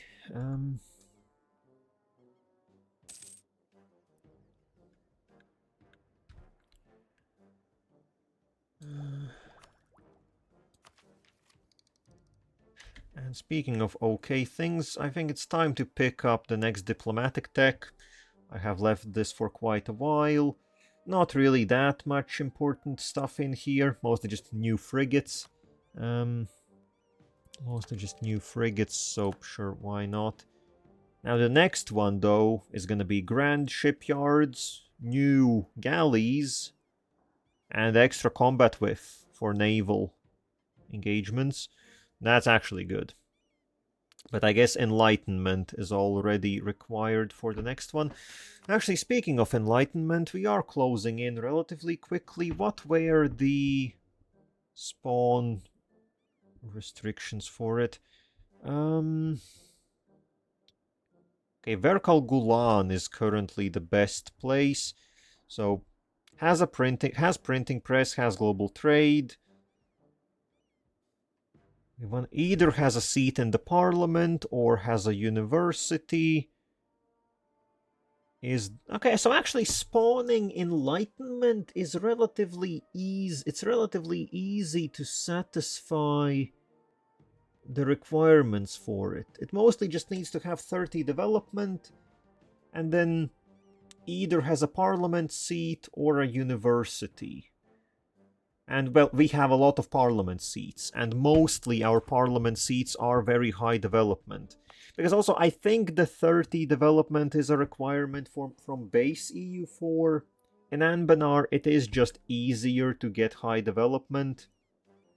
So...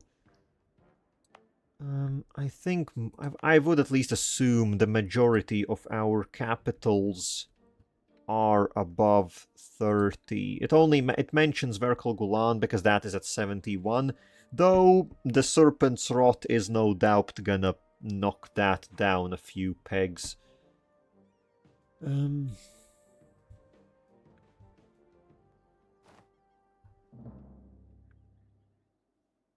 Nationalism. Oh, right, I forgot that it doesn't mention that. Right, you do get You do get, right, you do get the new Casus Bellis. Yeah, right, I forgot. Diplomatic. Level 23, level 23 diplomatic tech does give the basically universal Casus Bellis, right? It's not shown anywhere, if I remember correctly. So we just kinda, yeah, I just kinda passed it by. But yeah, now we have imperialism, which is, I guess it's basically the same as our holy war, if I'm not mistaken. So we have imperialism, and we have holy war. I guess for imperialism the difference is that the war goal is to take the capital. A great holy war, instead you get war score from battles. Also, I guess the Great Holy War does give a lot more prestige, but prestige isn't really that important anymore. I guess, yeah, they are basically the same, just differs on if we want to fight more or if we want to get their capital.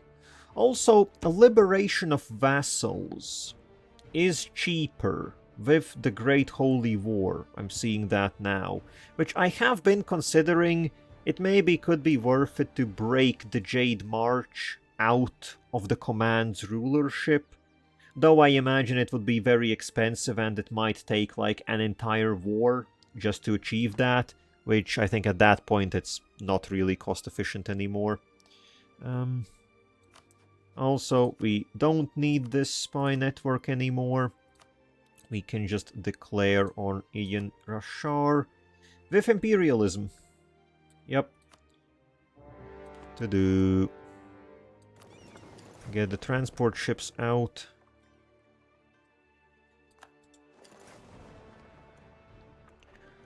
And land our invasion force. This should be... Oh yeah, also now that we are at war, we can do the exemplary vote. Well, that is if we... Okay, we haven't gotten the draft yet. Oh, let it re-roll.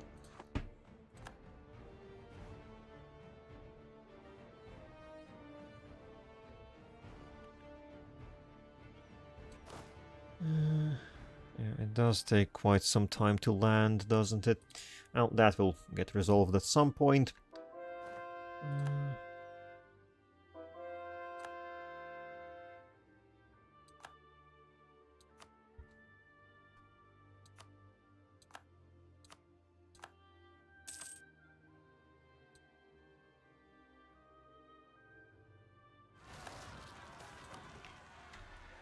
Oh, there we go, some unrest. And that can be quelled relatively easily.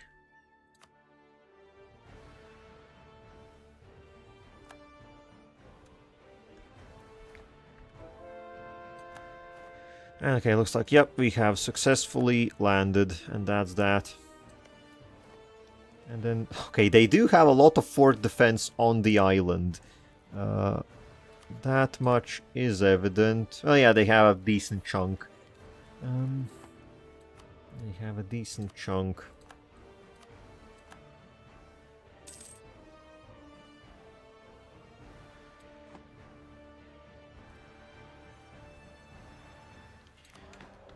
Also, do we get the draft? Come on, give me the draft. Give me, yep, and it's up to 140,000 manpower. So it really does seem to me like we can roughly calculate it to like half of our manpower pool. A little bit less, but almost half of our total manpower. Oh, it's exactly how much, it's exactly half of our provincial manpower. Because from provinces we get 282,000. Exactly 2 times as much as the draft gives us. So looks like Looks like that's the calculation that the draft uses in Anbanar. Not anything with manpower recovery speed, not the where the exemplary seats are located, it's just provinces. Okay, which is actually perfect for us, if anything. So, draft,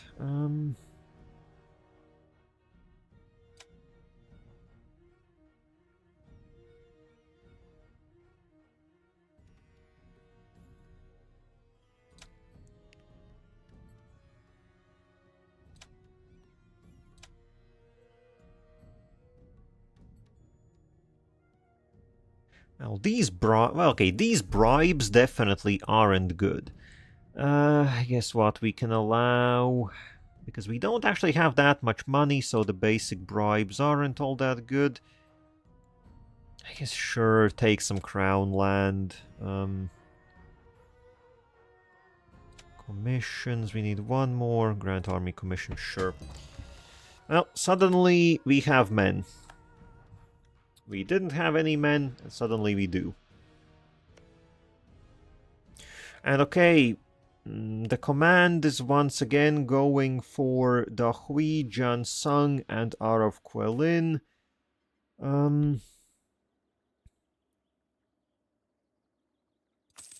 I will definitely let Arav Quelin pass through. They have 100k. Jansung has 110. Dahui has 50, they have squeezed out as much as they could, but the command has 350k. Yeah, I don't think they're gonna fare all that well.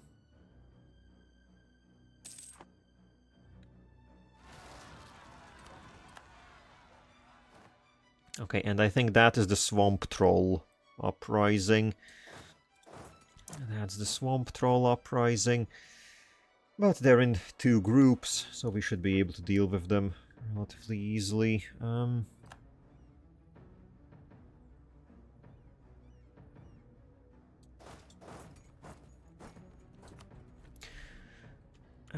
we have taken the island. I guess we have to wait for the naval battle to be over. Very cool. And then I guess we get the island, we get a minuscule amount of money. Well, thanks for all of that, I guess.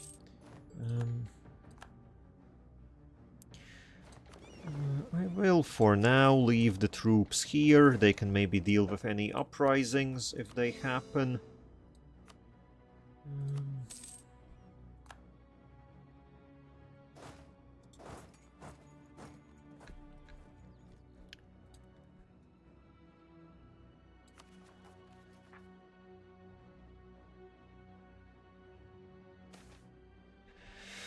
Once again, we get March of Hideous Sorrows.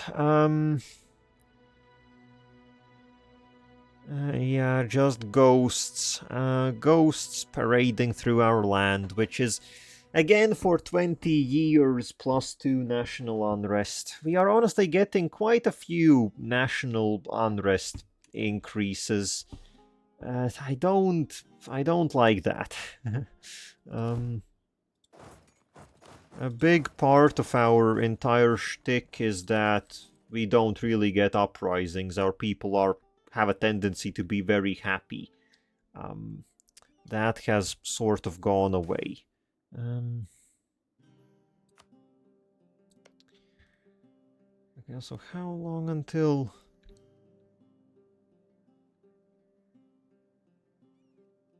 90...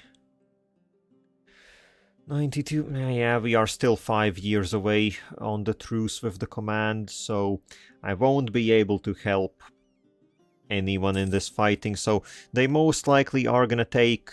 They're gonna take the entirety of this Dahui land, I guess the main Dahui territories. They're still gonna survive up here, but this is a backwater. Meanwhile, this is... actually not even that well developed either, what the hell.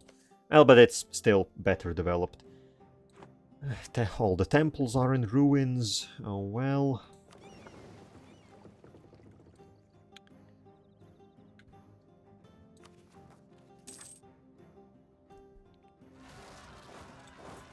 Okay, some more separatists that we can deal with. Oh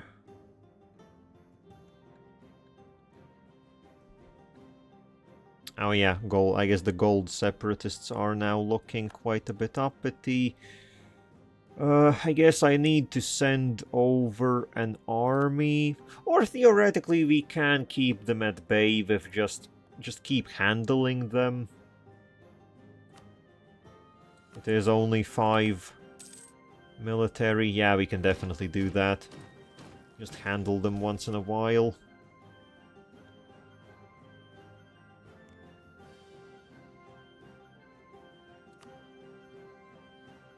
I guess, yeah, this is... Yeah, all of this is in a absolutely terrible state now. Again, are there any signs of it abating? No. No, doesn't look like it. Yeah, especially since I have no clue how it's... Okay, what's this? Rise of half-orc gangs. So... Oh, this would cost 2,000 crowns. We don't really have the money right now. It would be a small tolerance increase for half-orcs. Alternatively, we get a small tolerance. Honestly, I think I'm happy enough to take a small tolerance decrease this once. Since, yeah, our money situation is... I don't even know specifically why, but our money situation isn't looking that hot. I guess I should maybe start getting rid of some forts. That could definitely be something.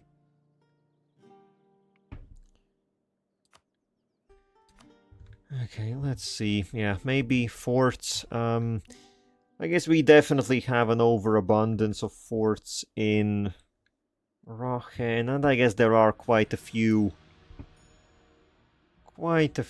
in here in Bulvar that aren't really doing much anymore. I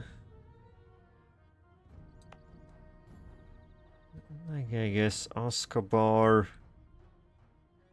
yeah, the one in Askabar isn't really contributing anything. These ones are somewhat useful. The one in Kuzak isn't doing much. Shadshur neither. This one as well. Admittedly, this won't be a lot of extra income, but it might just be something. I guess also over here we don't need 3 forts in this area. Honestly, the one in Aketa might be enough to just keep the entire area controlled. So sure, we can get rid of the 2 coastal ones.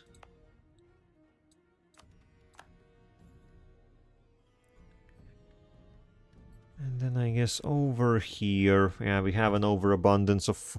Like, honestly, looking at it now, way too many forts here. Way too many.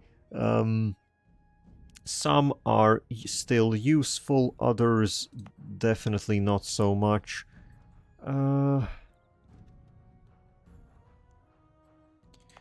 We leave the ones that are in cities.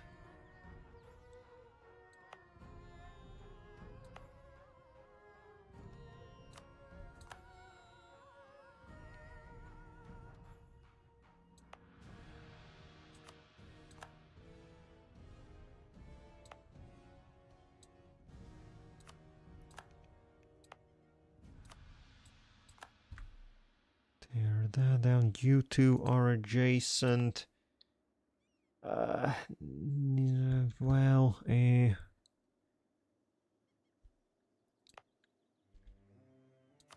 you're not super useful. Neither are you. Neither are you. Yeah, especially, I guess, getting rid of the guess how much do these ones cost in maintenance? I guess, yeah, each star fort is 2.3 in maintenance. So that definitely adds up. Then we have these ones, which are like literally adjacent. What's the big point? Okay,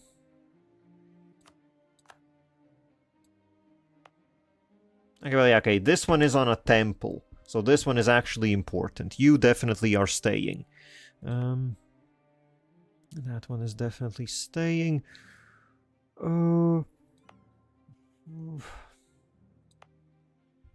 You I also built on a temple, so that's definitely useful.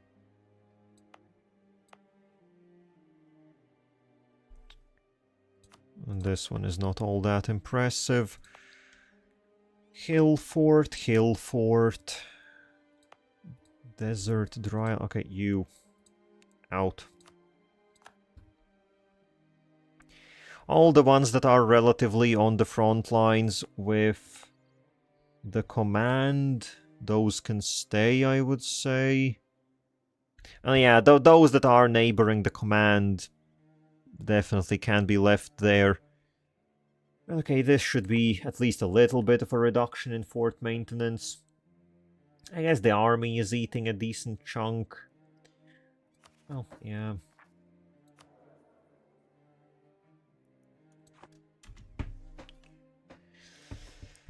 Okay, now let's see. Actually, yeah, Busilary. How is Busilary doing? I need to be attacking them. Who do they have as allies? Asraport doesn't really matter. Akashik, I cut them down in size, so they shouldn't matter. And then two not all that important nations.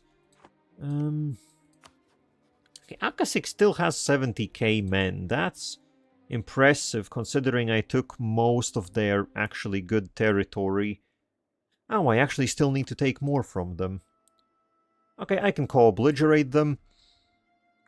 So, with that information, time to move our armies a bit. So,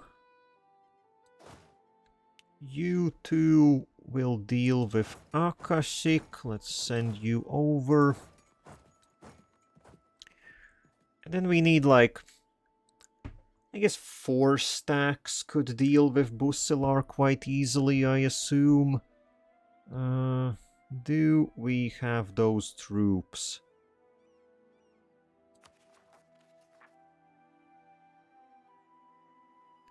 Okay, we can get everything out of the swamp. Okay, I will have to do this via transport fleets. So I guess move over here and we will transport you over.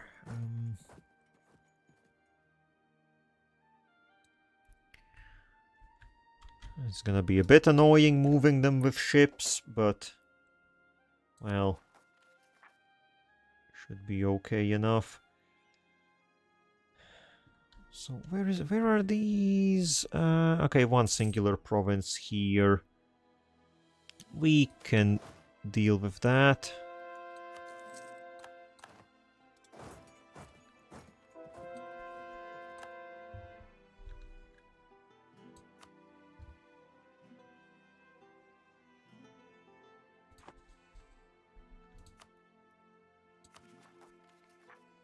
Oh yeah, how expensive is it to boost?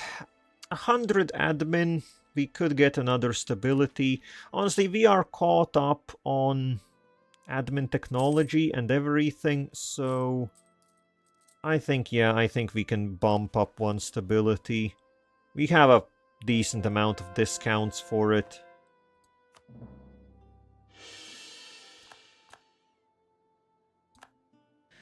And then the jump to +3 stability, hopefully we will get an event for it or something.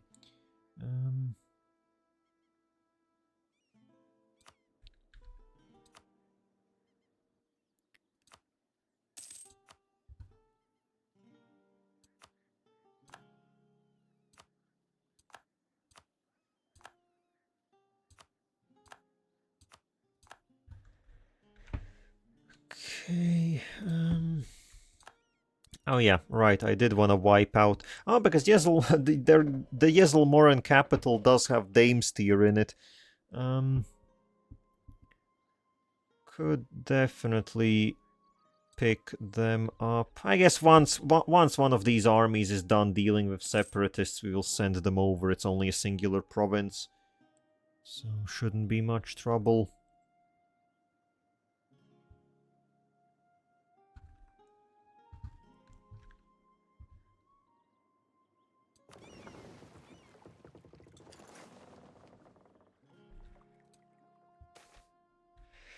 Magic studies, yes, just spend effort. Honestly, I am worried about money.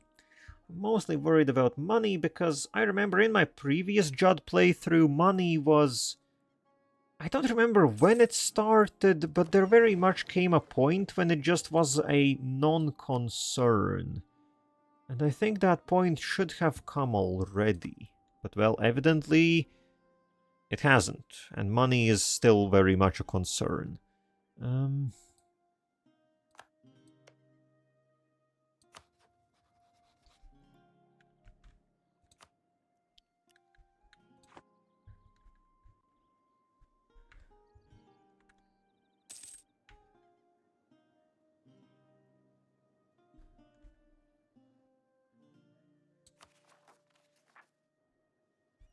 Oh, come on, could you please rise up more quickly?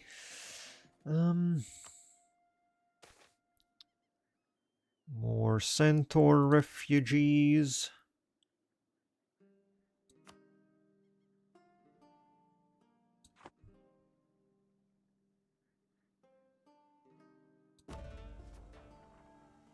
Oh, oh shit, oh, don't tell... Oh, piss.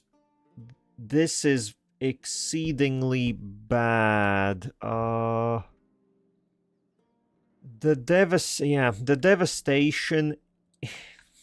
Okay, so the devastation in Verkal Gulan is really bad for our mandate. Yeah, I feel like I just shouldn't have picked up the stewardship. I think it's definitely caused more trouble than good over the course of the entire campaign. Which is...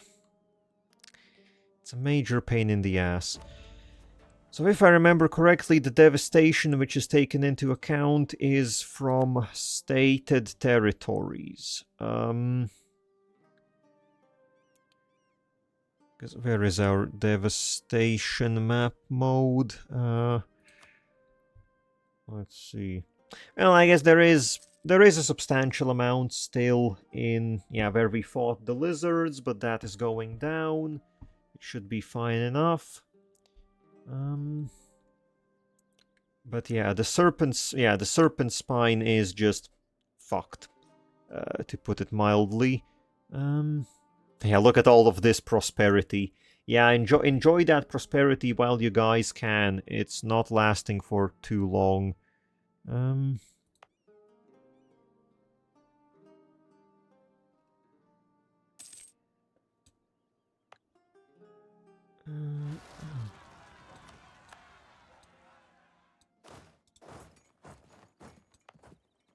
I guess we do have some random provinces that are also devastated. But primarily, I guess it is growing. It is definitely, yeah, it's definitely growing at lightning speed. Because, yeah, I had stated all of this. You are definitely... Okay, yeah, we're definitely unstating you. Okay, yeah, that did indeed reduce it.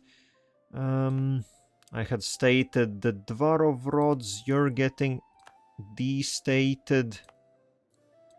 Then I guess, don't tell me I will have to destate Verkal Gulan itself.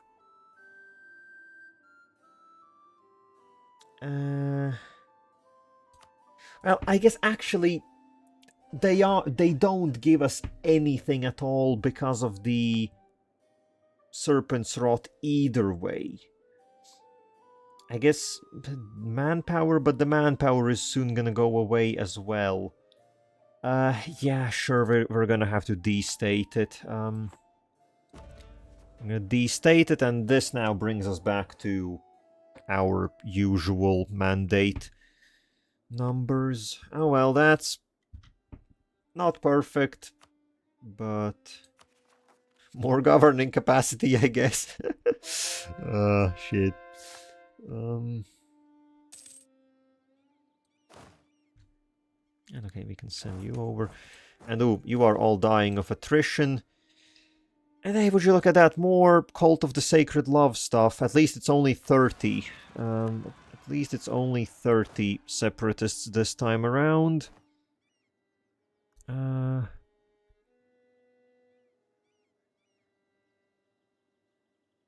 4642, reassign you quickly.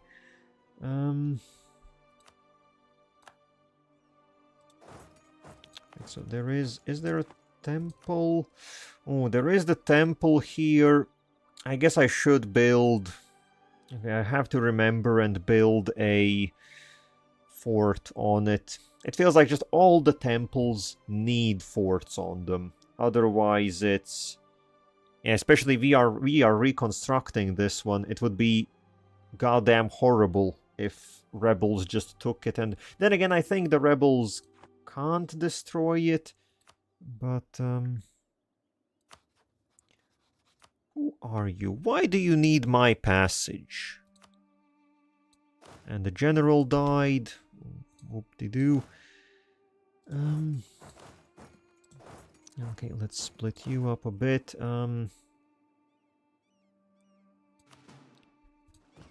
Transport.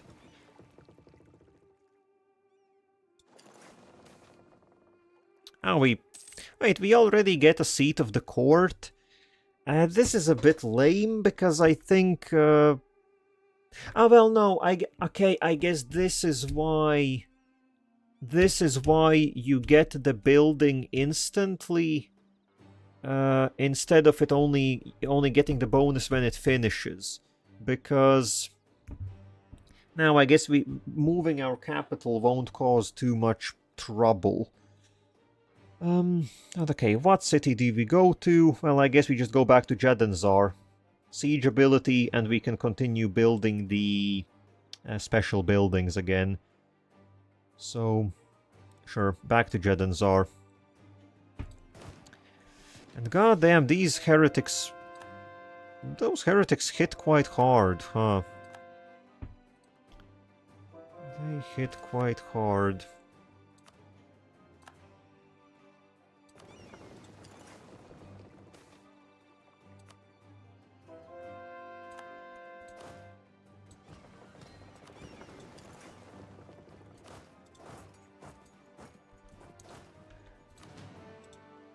Okay, shipping over these armies.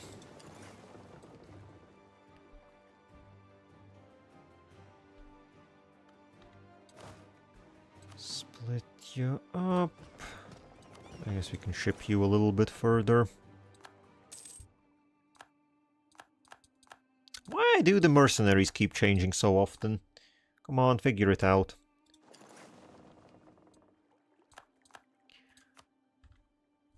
Figure it out already.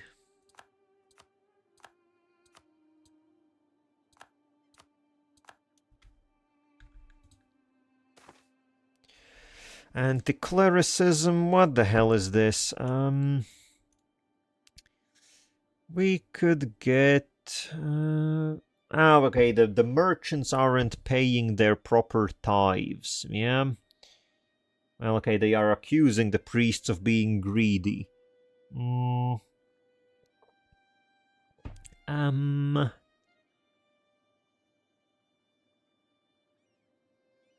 That would be an easy way to get 1,000 crowns. And we are currently a bit in need of money. Yeah, give me the tithes. Give me the big bucks.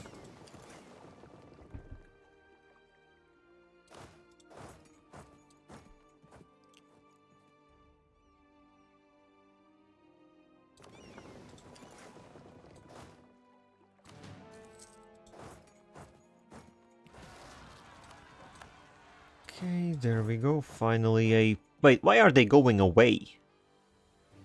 Where the hell are they? Now they're going to this province, I presume. Well, okay, funny bunch.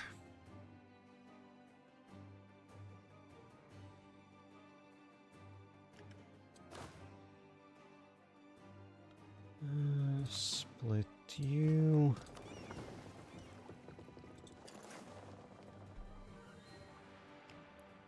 Okay, so we'll have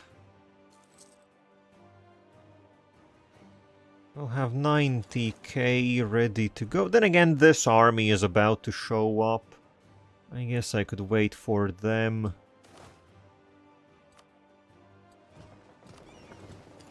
Ship them over as well.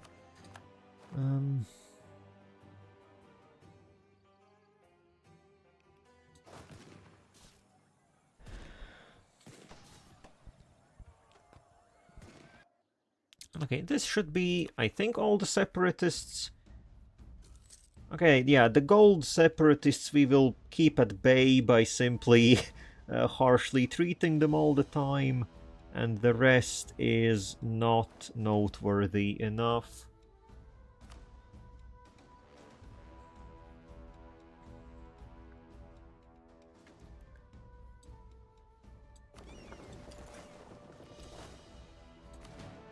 Ooh, what's this? Wait, Laurent is fighting someone. Oh, and okay, what's this? Ovdal fighting the rot. Our researchers seem to have found a way to slow the progression of the virus among the infected, even seeming to stop it completely in some cases. It's a big step towards finding a true definitive cure. Oh right, I forgot Ovdal Tungur is still alive. They are still alive in 3 basic shit provinces. Yeah.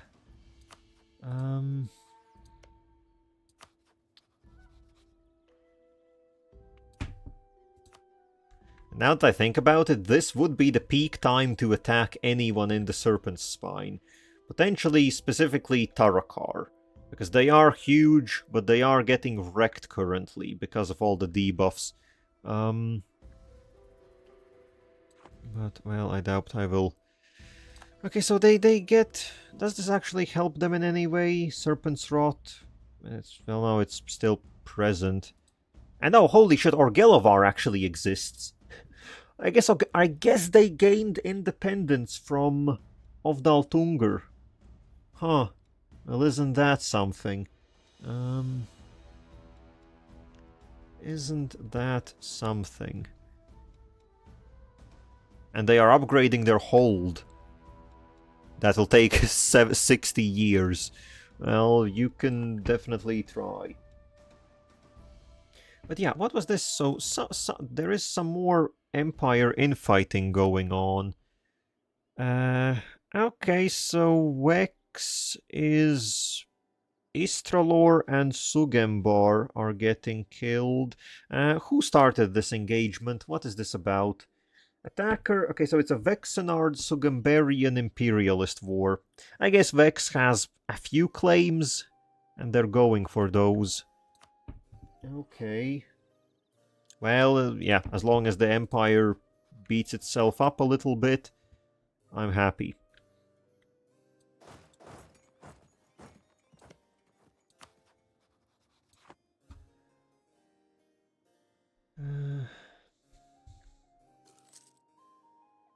Interesting that the fighting is happening in Busilary. Lads, I have to move in here. Okay,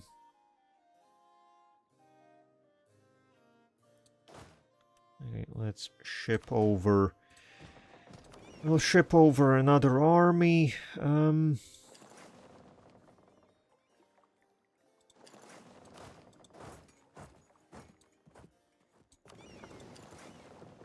And then that will be time for war.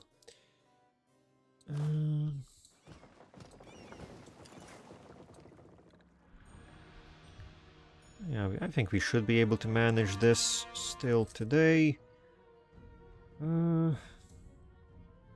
Okay, everything has been shipped over. So, Busilary. Yeah, they have a lot of allies, but problem is most of these allies are on a different continent. And I very much doubt they will even care enough to bring over their own navy. Let's not even talk about bringing over the army. So, yeah, I guess we can co-belligerate Akashik. So I guess the plan will be to first knock out Akashik, which should be the natural way that it goes, and we can get, hopefully, the rest of the claims that we have on them. And then we finish up coring that, and then we take Busilary. So we'll do this as a... Sure, we'll do it as a Great Holy War, because it's just cooler. And get in there. Okay, so you all quickly... I guess actually you I can split in half, take these provinces, and you start fanning out. I guess first we go for Port Jaher, move you over into the mainland.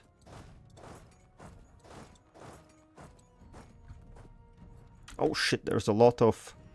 Oh well, yeah, they're smart enough, they're not coming for us.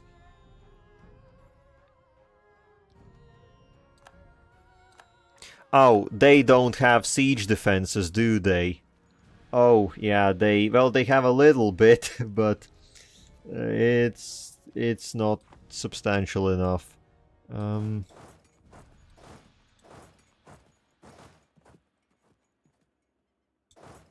These walls are going down very quickly. These walls are going... Yep, they're going.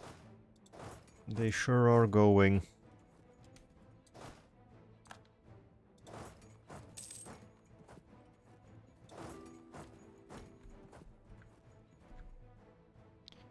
Attacking without generals, that's what I do. I guess against these Akashik armies it's not too important. Oh, and we can nab a Busilary army as well. They don't have a general. Oh, and okay, there goes. Ovdal Tungur has invented the Serpent's Cure.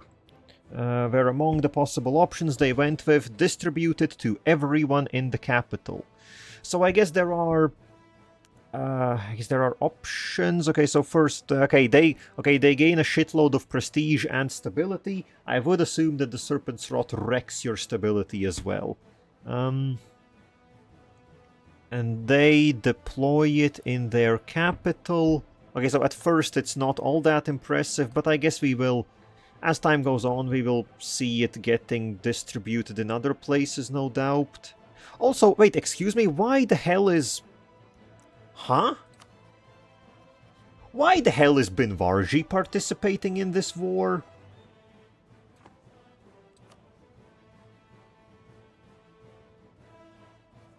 Why the hell did you join?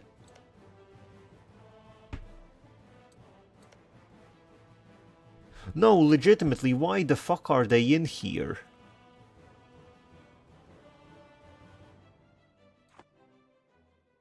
Well, that's cool. Now I will have to clobber you as well. Fantastic. Well, sure. I was very much not expecting something like this. Oh, and I forgot my trade ships. Get back into harbor.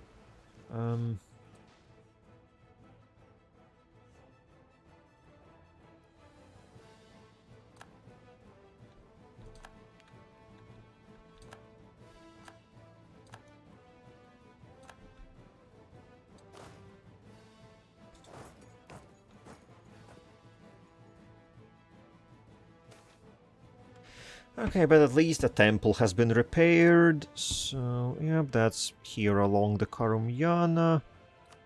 Very nice. Which means now we have to wait for another for these wars to finish, then we can start repairing some more temples. And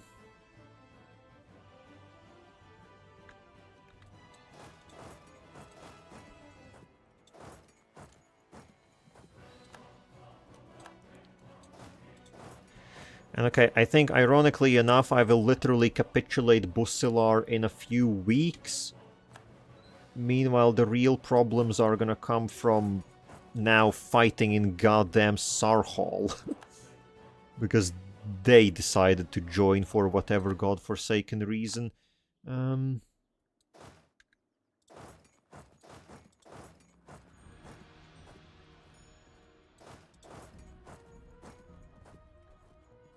Well, it's not the end of anything.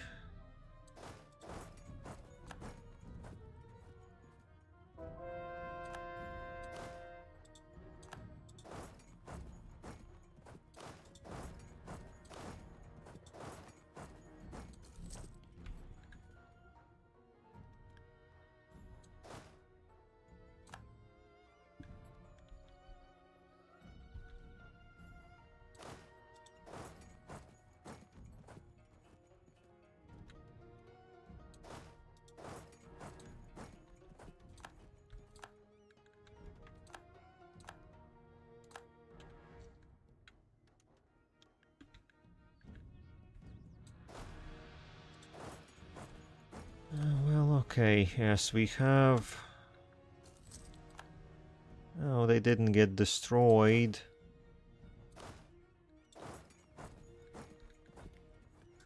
Sure, doesn't matter. And actually you split up even more.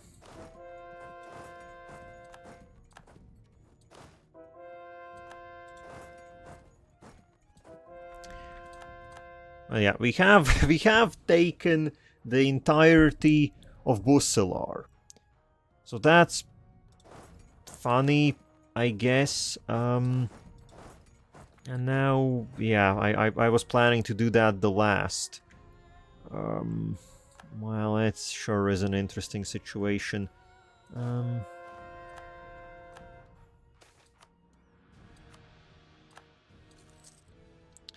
There's a problem that these goddamn Binvarji troops are coming into our Keteratan territory, so this is... Yeah, this is gonna be... It basically instantly ruins our prosperity and devastation starts going up. I will literally annihilate you for that. You have brought this upon yourself, Binvarji.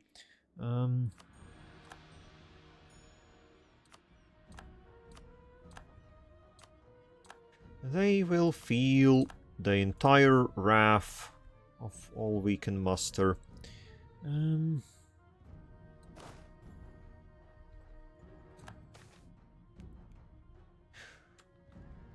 Ooh, this is Jade Rabbit Miracles. In one of our infirmaries, a man who was bedridden for months woke up miraculously healthy, claiming he had a dream of a jade rabbit giving him an elixir. Similar stories of this jade rabbit have been spreading throughout the realm, confirming the rumors that we have been visited by a rabbit spirit. As long as we are under its blessing, ours will be a strong and healthy people indeed. For 20 years, we get 15% manpower recovery speed and 10% recover morale speed. But yeah, 15% manpower recovery speed. That's huge. Thank you, Rabbit Spirit. Can I make you my patron animal or something? I want you forever. And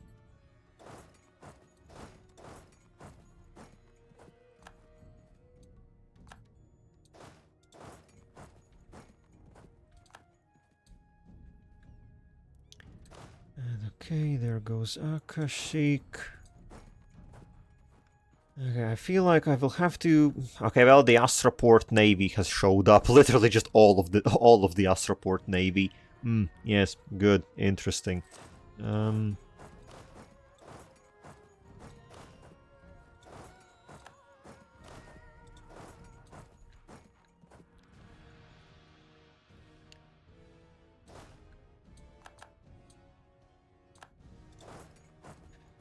Okay, so now question is, Akashik, are you willing to get pieced out? So what do we need? We need... Well, they will be left with basically nothing. If they take... Actually, oh, do I need... Okay, so these islands are included in the claims that we have. Let's see, can we manage it?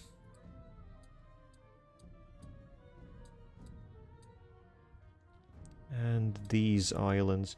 Okay, actually they're relatively willing to give it up. And this would be total annexation. Well, yeah, total annexation we won't be able to squeeze out, and honestly I don't even need it. We can just leave them with 3 provinces in the middle of the desert.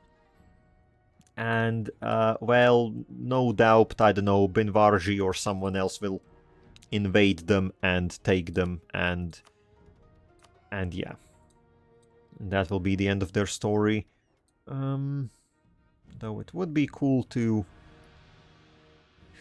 Oh, it will cost us a shit ton of Diplo, though. Wait, I thought co-belligerating someone removes the diplomatic cost from a separate piece.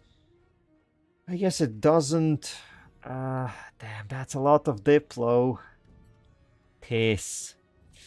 But I don't want to fight. Well, they are easy to fight, admittedly.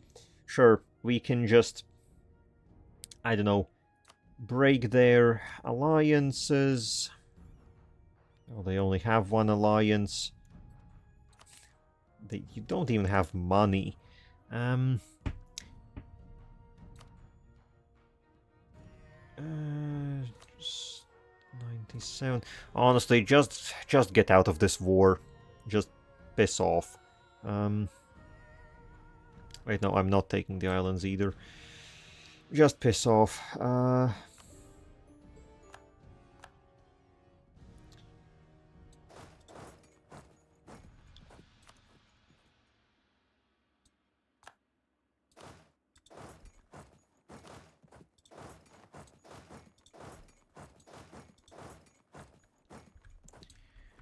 Okay, so we have pulled them out of the fighting.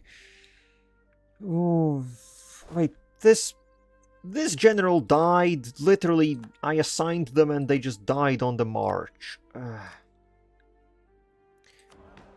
And yeah, this is doctrine. Right when we needed our mandate, we will just lose most of it, realistically.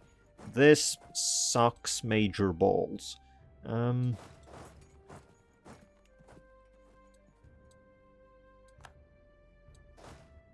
get the armies back to... Oh, and... Oh! Asraport actually did bring over an army and they have landed. Well, would you look at you, little fancy shits. I'm starting to hate this war with every fiber of my being. Just random people joining, allies actually coming cross-continent, even though they literally never do that for the player. Cool. Good to know.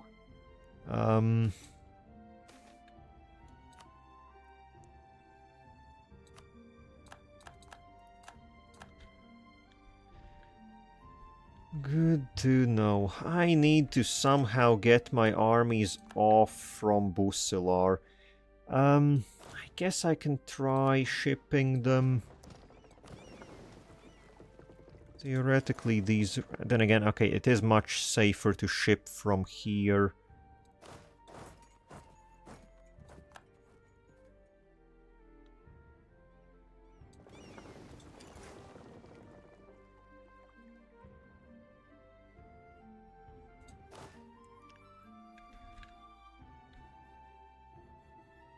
Okay, attach...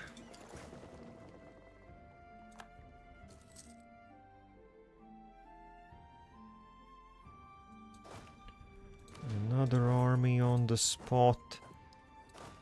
I guess you will also have to be shipped over. Also, yeah, I always do... No, shit! Pull back. Oh, don't tell me. Some fucking light ships will catch that fleet. And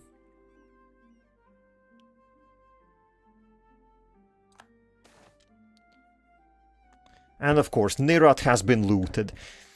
I will actually just burn Binvarji to the ground. I will if only I had, I don't know, some mechanics that allow me to do that. You are getting utterly wiped out. This is now my personal goal for this campaign. Honestly, screw the others. They're getting just eliminated. I will have their heads. I will have their fucking heads.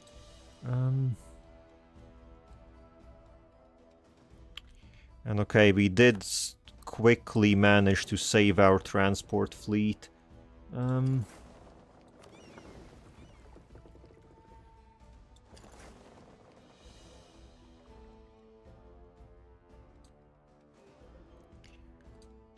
Okay. Now let me yoink.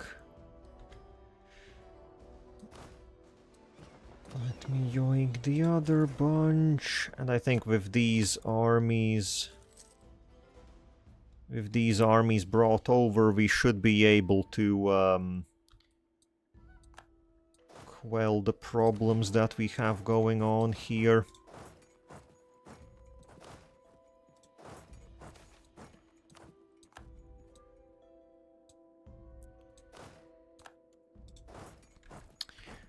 And okay, yeah, these guys... I will have to deal with the army of Astraport as well if they threaten getting close to Ovdal Tungur. Also, I think this calls for some war magic. Also, yeah, I forgot we need to be building... I guess, the Cyrillic barracks. We can build the Cyrillic barracks. The agents of darkness are many, and the enemies of the Jadd must be pacified by sword and spear. We will build the greatest barracks in the Empire, with training grounds, stables, and armament maintenance workshops, so that our soldiers can stand ever diligent against the darkness. Sounds cool and all. 10,000 manpower is fucking lame, though. Also, local recruitment time, I don't know, it always feels like such a bummer. If it was, I don't know, if it was local recruitment cost, I might care about it a bit, but yeah, as it stands, I don't know. Also, we do have enough space for a new, for something. Do I have anything that I wanted to assign? We are back in Jedenzar. How is the development here? We could develop it. But I'm not really too caught up on that.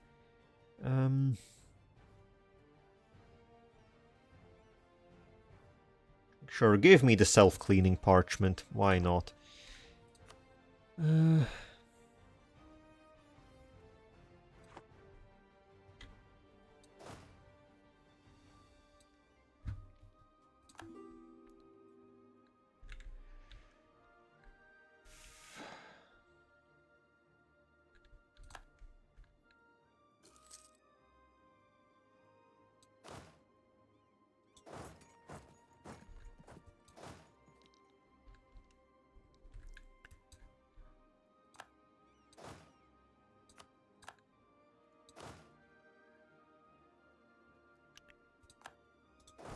Binvarji, you do know... Okay, I'm literally taking back my castles in like 2 weeks each. You do know, Binvarji, that once I catch up to you, there is only death. There is only death waiting for you, nothing else. There is nothing else in this world left over for you. Your armies will be wiped out, and the desert sand will flourish, since it will have nutrition from all your bodies. This is a personal vendetta.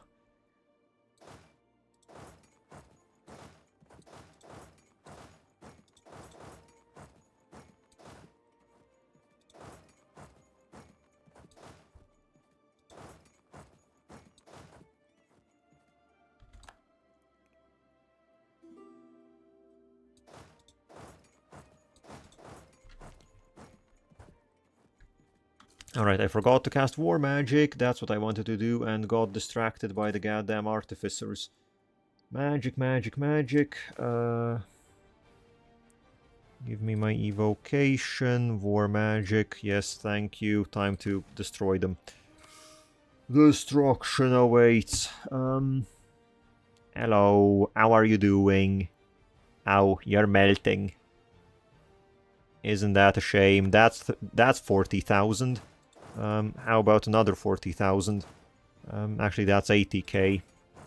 Would be even cooler if we wiped those out.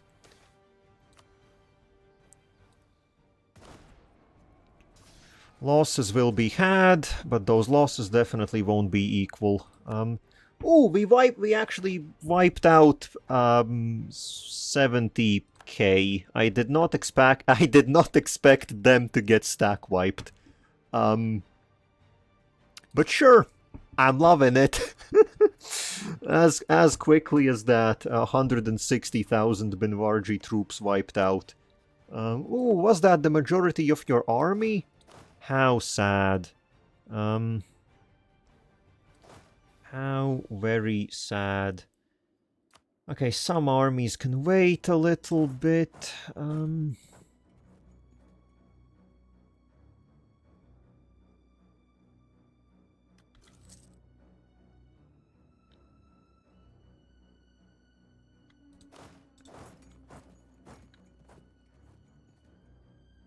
Oh, are you trying to escape?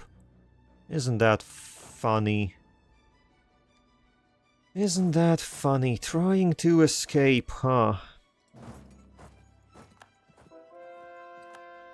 Goddamn comedians is who we have here.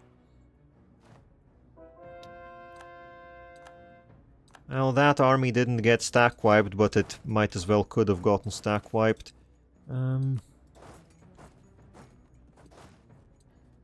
Seeing how quickly it just died. Come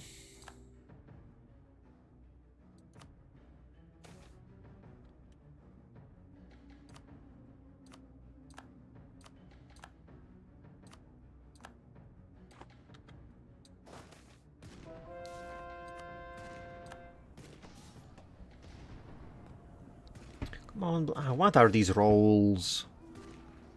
What are these god-awful rolls? Honestly, if RNG was on our side, we would literally just be... I assume that's why they actually got stack wiped in that one battle, because RNG must have actually worked out in our favor. Would be my assumption what happened there. And, well, on the rare occasion that it does work out in our favor, this is what happens, just absolute stack wipes.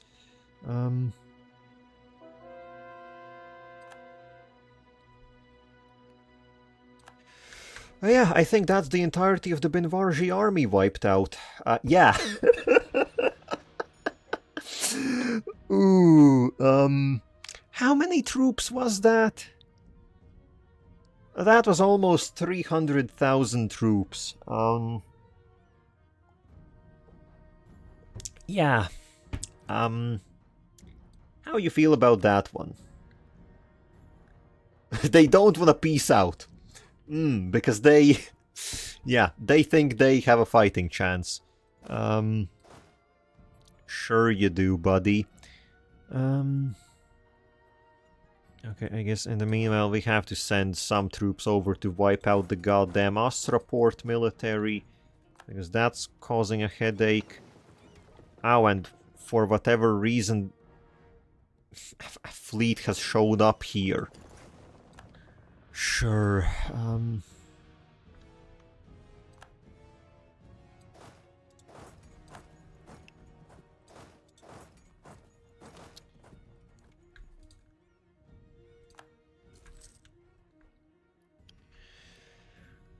Okay, oh, fucking hell, what's this? No, not just adventurers. My lord, we got a report of wild animals attacking the high temples and the towns around it. We are not sure what happened, but all kinds of creatures attacked, from wild dogs to tigers, even an elephant herd, have been seen trampling and attacking the buildings in the High Temple province. We are not sure what attracted them there, but we must do something quickly. So 25 devastation would be no biggie, but there is a 15% chance the temple goes from derelict to ruined, and that would be very fucking shitty. Oh, thank God it didn't. That would have been very bad.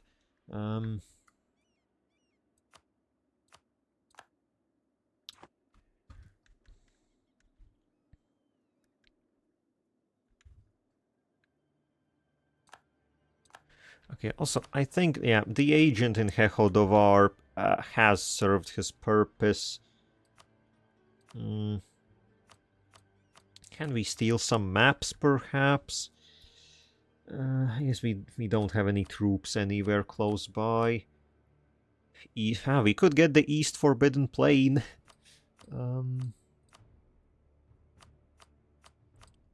Anything else? They do have a lot of maps.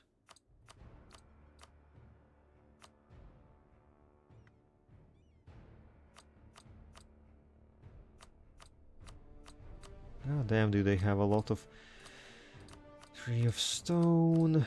I guess maybe... Okay, maybe getting the inner... actually, sure, we can move...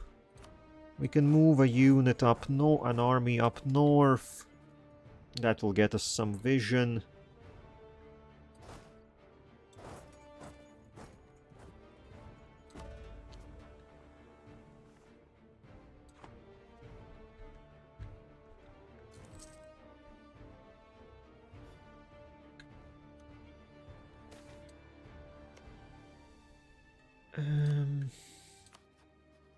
Okay, now steal maps again. What's this place called? I would like to steal maps on the Hidden Valley. Because the command has started spreading in there. So... And don't tell me they don't have maps on it. They don't... It's literally the only place I care about. God damn you. Okay, just give me the Eastern Forbidden Plains. That didn't reveal shit. Huh? Okay, screw this spy network.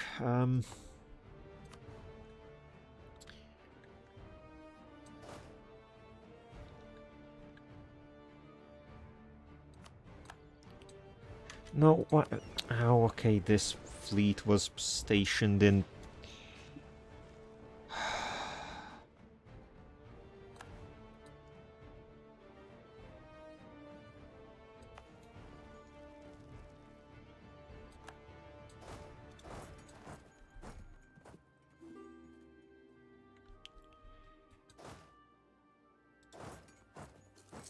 Get back here.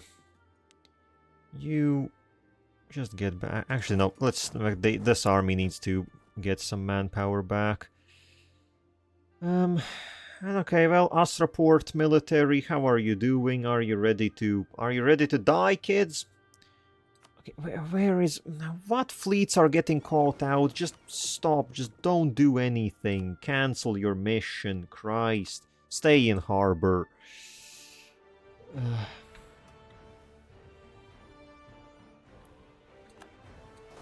Just sleep.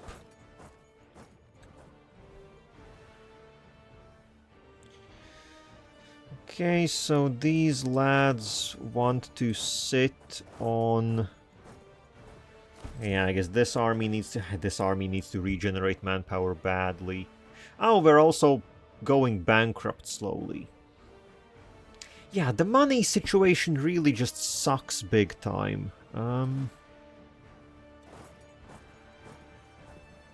The money situation really just is no good. The Elven increase to replenishment costs really hits hard.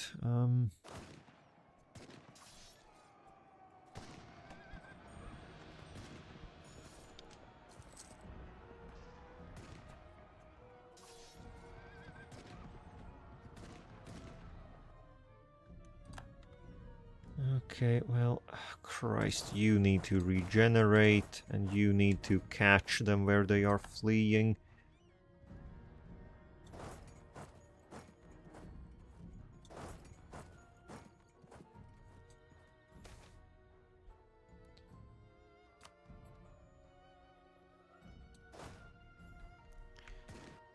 Well, okay, that's the Astroport military wiped out that had landed.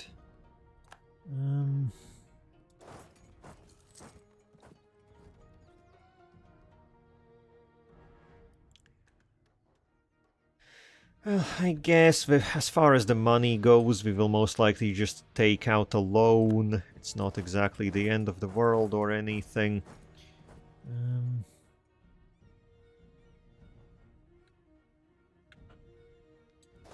Okay, you have recovered substantially enough. Go start sieging some forts.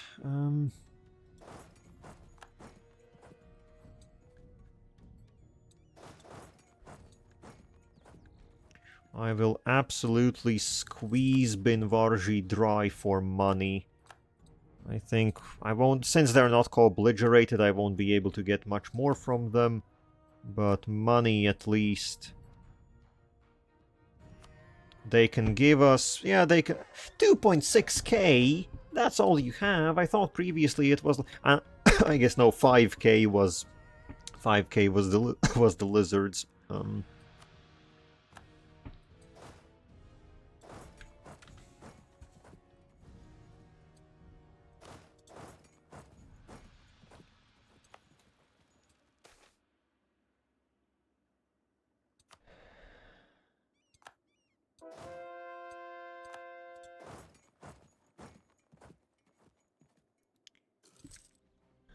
Okay, well, all of this for Busilary.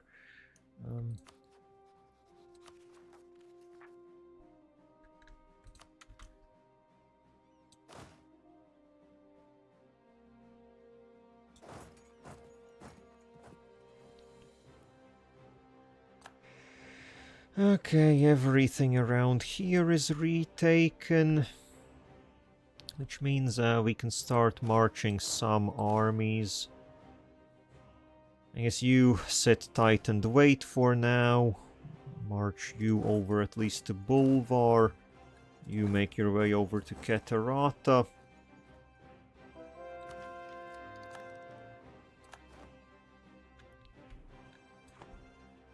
Where are we getting sieged? Oh, of course, by particularists. Of course, not our particularists. No, it's random enemy particularists. And okay, yeah, looks like the war for the command ended a while ago. They took all of the Dahui territory that they had borders to, and absolutely wiped out the Jiansang military at that. Yeah, well, we will have to fight the command properly. Again.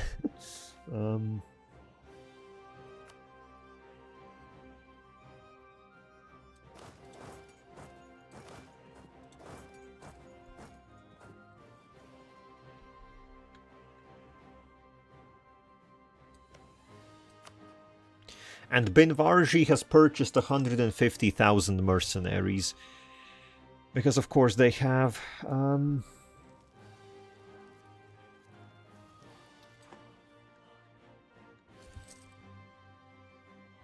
Honestly, once we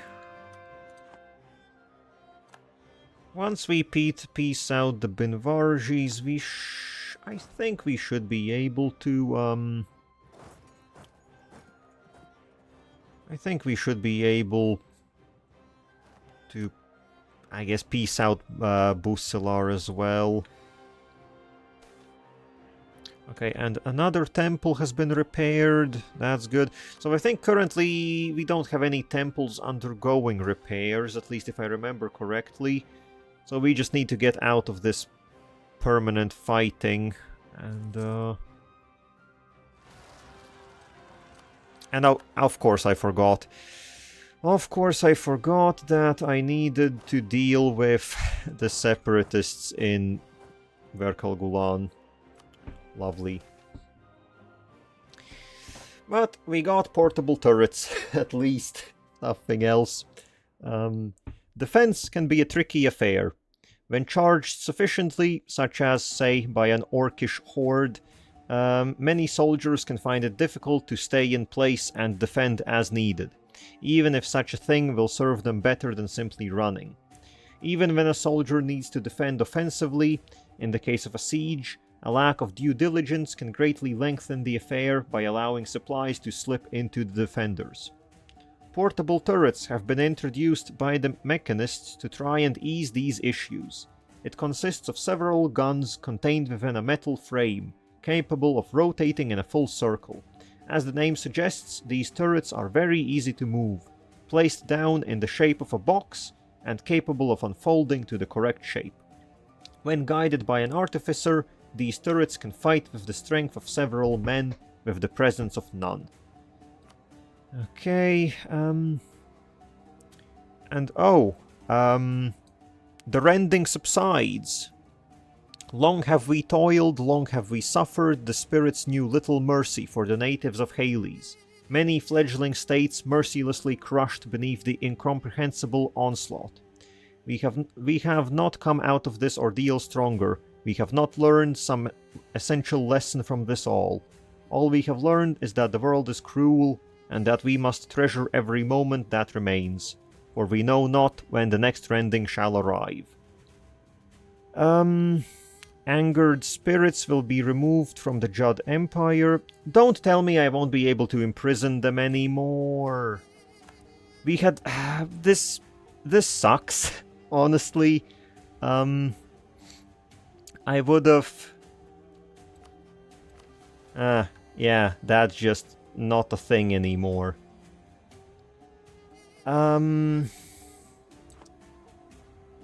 Also, could this province please stop glowing? So what? I assume that means now the temples don't mean shit anymore? Well,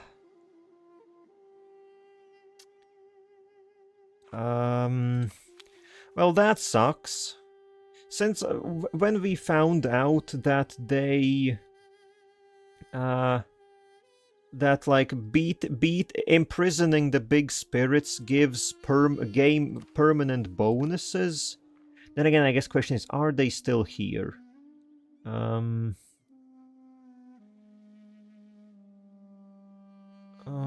Are the big bonuses still here? Well, yeah, we still have Tugayasa suppressed, which gives us one free policy.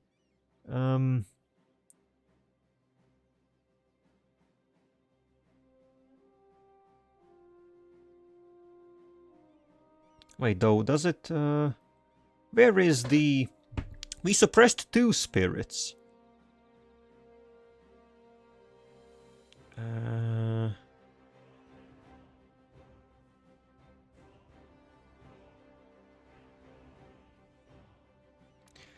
Wow, so maybe... What? Maybe only... I guess maybe only the last spirit that you suppressed counts? Because first we suppressed Denbasana, and then we did Tugayasa, but I guess then the bonus from Denbasana just isn't here. Okay, so in that case maybe it's not the worst. +1 free policies is very good. The chances we would have gotten something better are quite low. But I was sort of ready to just suppress all the spirits, because we would inevitably conquer all of Hales, so we would have the chance to do it. Also, it means it was sort of a wasted effort to repair like the last 5 or 6 temples. Well, sure, I guess it means we can stop giving a shit about them. We can stop giving a shit about the temples. That part has been removed from the game.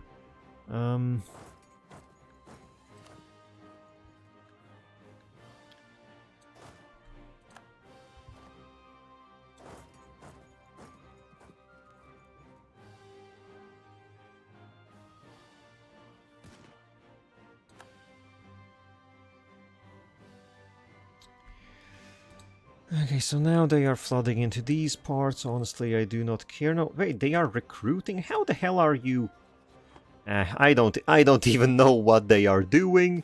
That's the independent army.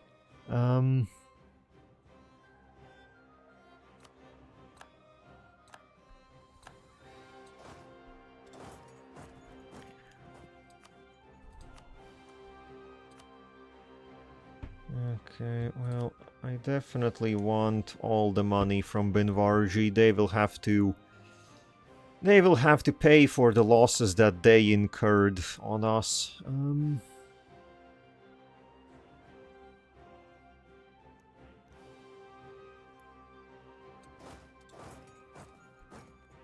Goddamn assholes. And it would be nice if we could finish this up relatively quickly. I don't want to be stuck here overly long. Yeah, so what's this? Okay,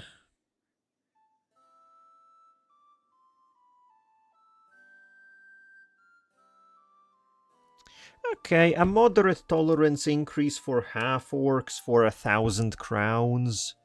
Sure. I don't really care for the bonus that's involved there. And what's this? The Blue Man. While it is not uncommon for spirits to engage with local populations throughout Hades, the appearance of the Blue Man stands as a rare and unique occurrence. This spirit has chosen the town square as its abode and willingly engages in conversations with the townspeople, generously dispensing advice and wisdom to all who seek it. The Blue Man presents an imposing figure, towering over 3 meters in height and adorned with nothing more than a simple waist sash. Its distinctive features include glowing blue skin and a semi-transparent body, earning it the local moniker the Blue Man. Among the local peasants, the Blue Man is revered and cherished for its insight believed to bestow divine protection and bring good fortune. However, the noble class holds a contrasting view, voicing concerns that the longer the spirit remains in the village, the greater the risk of it undermining their authority to rule.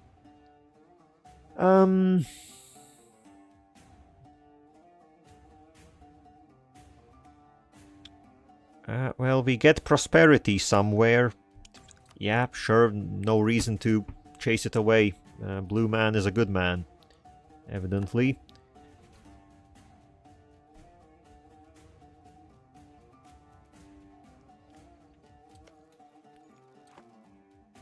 And also, I guess we need to change out where are the artificers, the inventions. The portable turrets, they give the siege ability, so we will remove the self-cleaning parchment and instead give me portable turrets.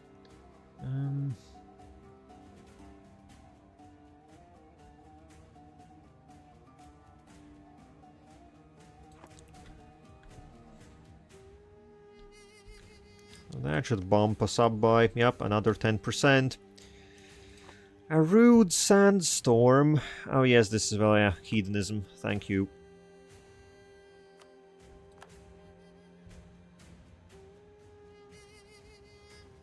I would like to honestly see some of those Day of the Cat happen. Because we got that reform, and it hasn't triggered yet. Plus, it's not like a... I'm pretty sure it's not a button I can press. It's just when it happens, it happens.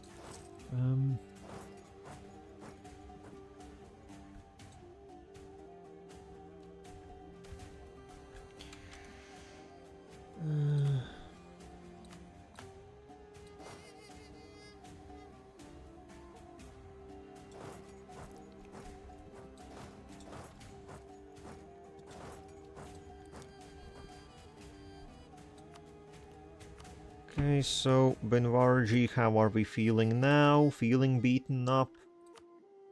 Okay, they are willing to give us all their money. I would also prefer... Can we squeeze out... Can we squeeze out war reparations? Not quite. Oh, almost. I mean, we take one more fort, and that should do it.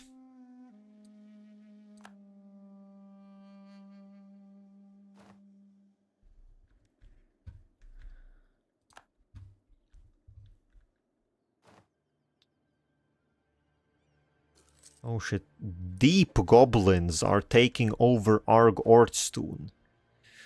Well, and... Well, it just looks like just about everyone is having a terrible time.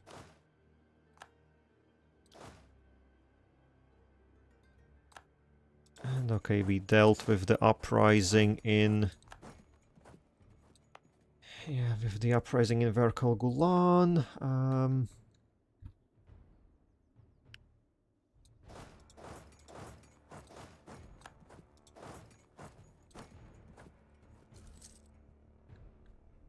This sure has been a bigger war than I anticipated.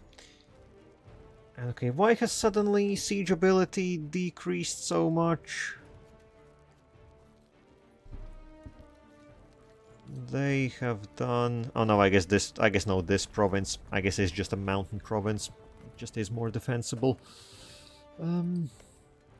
Plus disease.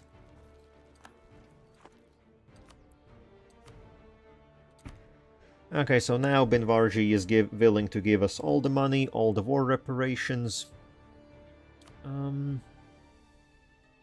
Yeah. I guess, Wait, who they actually... Okay, I will break an alliance for the sake of it.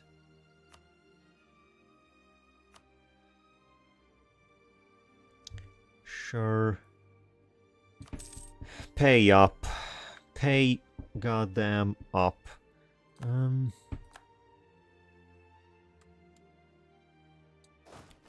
Okay, so now that they are dealt with, finally...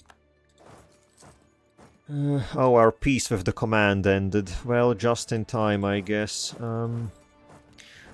I was thinking we would be done with this long before we would have to worry about... Oh, and of course, peasants have risen up here.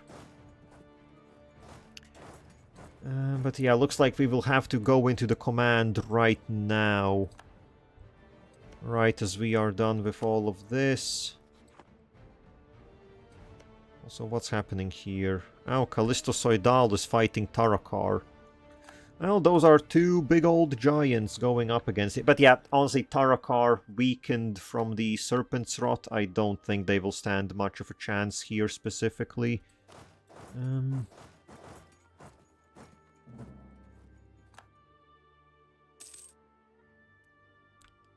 Oh, and we are full on admin. What can I do quickly? Honestly, I think we can lower inflation a bit.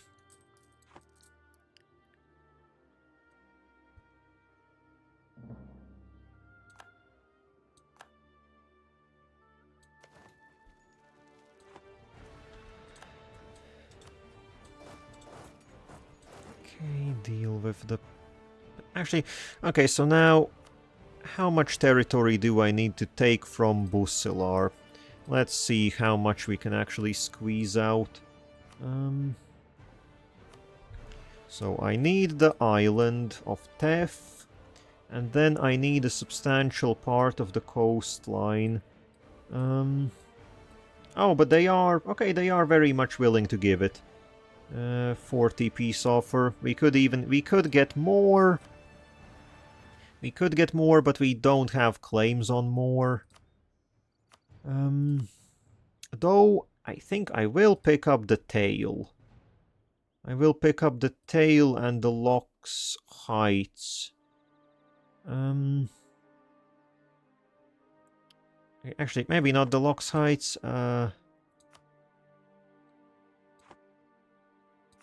Actually, okay, give me the lock sites, give me everything in this area. Sure, we can do something like this. And then just leave them inside, inland. Okay, give me as much... Oh, they're willing to give all their money as well. Perfect. And... goodbye. Yeah, 1 to 4 casualty ratios in the end. Thank you, thank you. Oh, I have to deal with these peasants because they are... Oh no, yeah, the peasants are... Oh, Callisto! Fuck off! Of course they're pulling me into... Why do you need me? Why? Why do you need me? You literally have twice as many soldiers. I will accept and I will help them. Psych, I will not do anything. They can fight that war if they want. Christ, a bunch of idiots. Bunch of absolute apes. Okay, for us though, we need to be coring stuff. And, oh, we don't even need to core the provinces for the mission. We can complete ports of Busilary right away. Ports of Businor. The Divenhall is a great sea, and we have found our navies and shipyards sadly lacking. If we manage to seize the ports of Businor, we will be able to ensure total control over the eastern portion of this great inland sea, and build up a navy so that no one can contest it. So this gives us for 20 years a lot cheaper and quicker shipbuilding and more claims. So, sure, we can complete that. I don't think... Oh, we can do Sarhal's Armada right away, because I have the heavy ships and the galleys. As well as enough shipyards. This would give blockade efficiency and blockade impact on siege, as well as a bunch more claims. So actually, what claims did this previous mission just now give us? Right, so it's on the rest of Busilary, these territories, and, well, the majority of it was all of these eastern parts. Basically, the eastern approaches of the Empire. How does this look, though? I think imperially...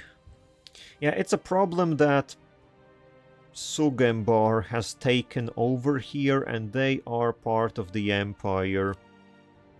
Oh, and actually Corvuria is... well, exists again. That's interesting. But okay, yeah, Sugembar. They are part of the Empire, and just goddamn, fighting the Empire is... Well, fighting the Empire is fighting the Empire, right? That's more than 1 million men on their side. It's actually just living hell, isn't it? Because, yeah, all of Wisdom's... Okay, well, actually, Sugembar only has Istralor as an ally.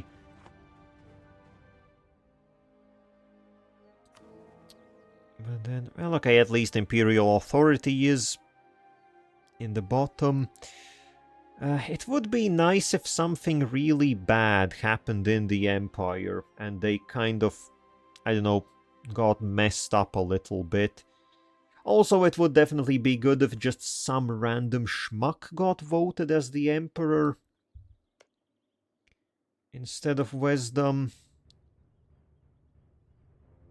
Yeah, well, we will have to see about that. I guess we can quickly take a look. What is their, I don't know, quality compared to ours? Vex. God damn, they have so much discipline. Of course they do. They also have a strict ruler. Yeah,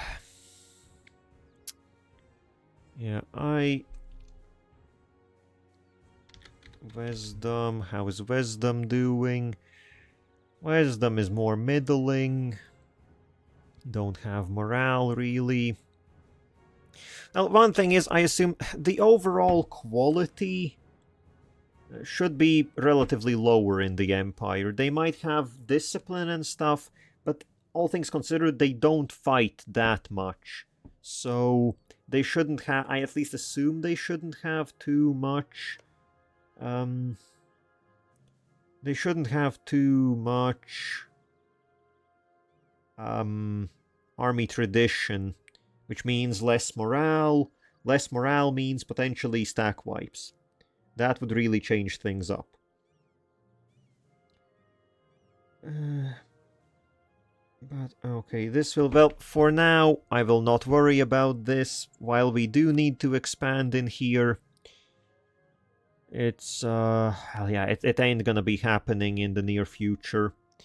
The next thing on the chopping block is gonna be the command, once again. And it's not gonna be an easy one either. They have one hell of a military built up at this point, again. And I guess, okay, we have overrun a bit today already, but at least we, for once, finish without being in some weird war. Well, okay, admit, theoretically, we are in a war. As a matter of fact, why the fuck is there a 50,000 stack of Tarakar troops in my goddamn borders? Isn't that like a third of their army? That's a third of their army. Go fight your actual enemy. I guess we'll have to clean this up and then, I don't know, do something. And okay, looks like the Serpent's Cure is spreading now.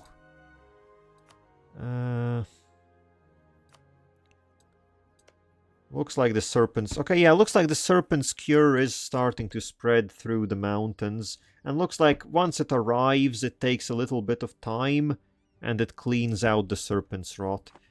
Okay, so... doesn't mean that much for us. At least at some point, our holdings here will get cleaned up, and it will be all chill. If you're actually playing someone in the Serpent's Spine, I don't know how the hell you're meant to deal with that. But, okay, I guess, yeah, as I said, time to call it for today. For once, not ending while we're in the middle of an actually meaningful war. And, well, the future is looking...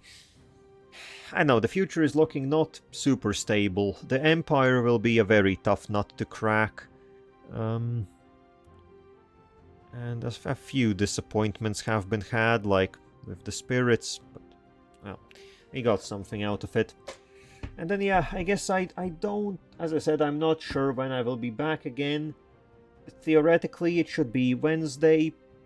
Maybe, if things work out. If something happens, I will try to update the schedule in time. So, yeah, that's about that. I guess, thanks anyone that comes by, and, see you next time then. Bye-bye.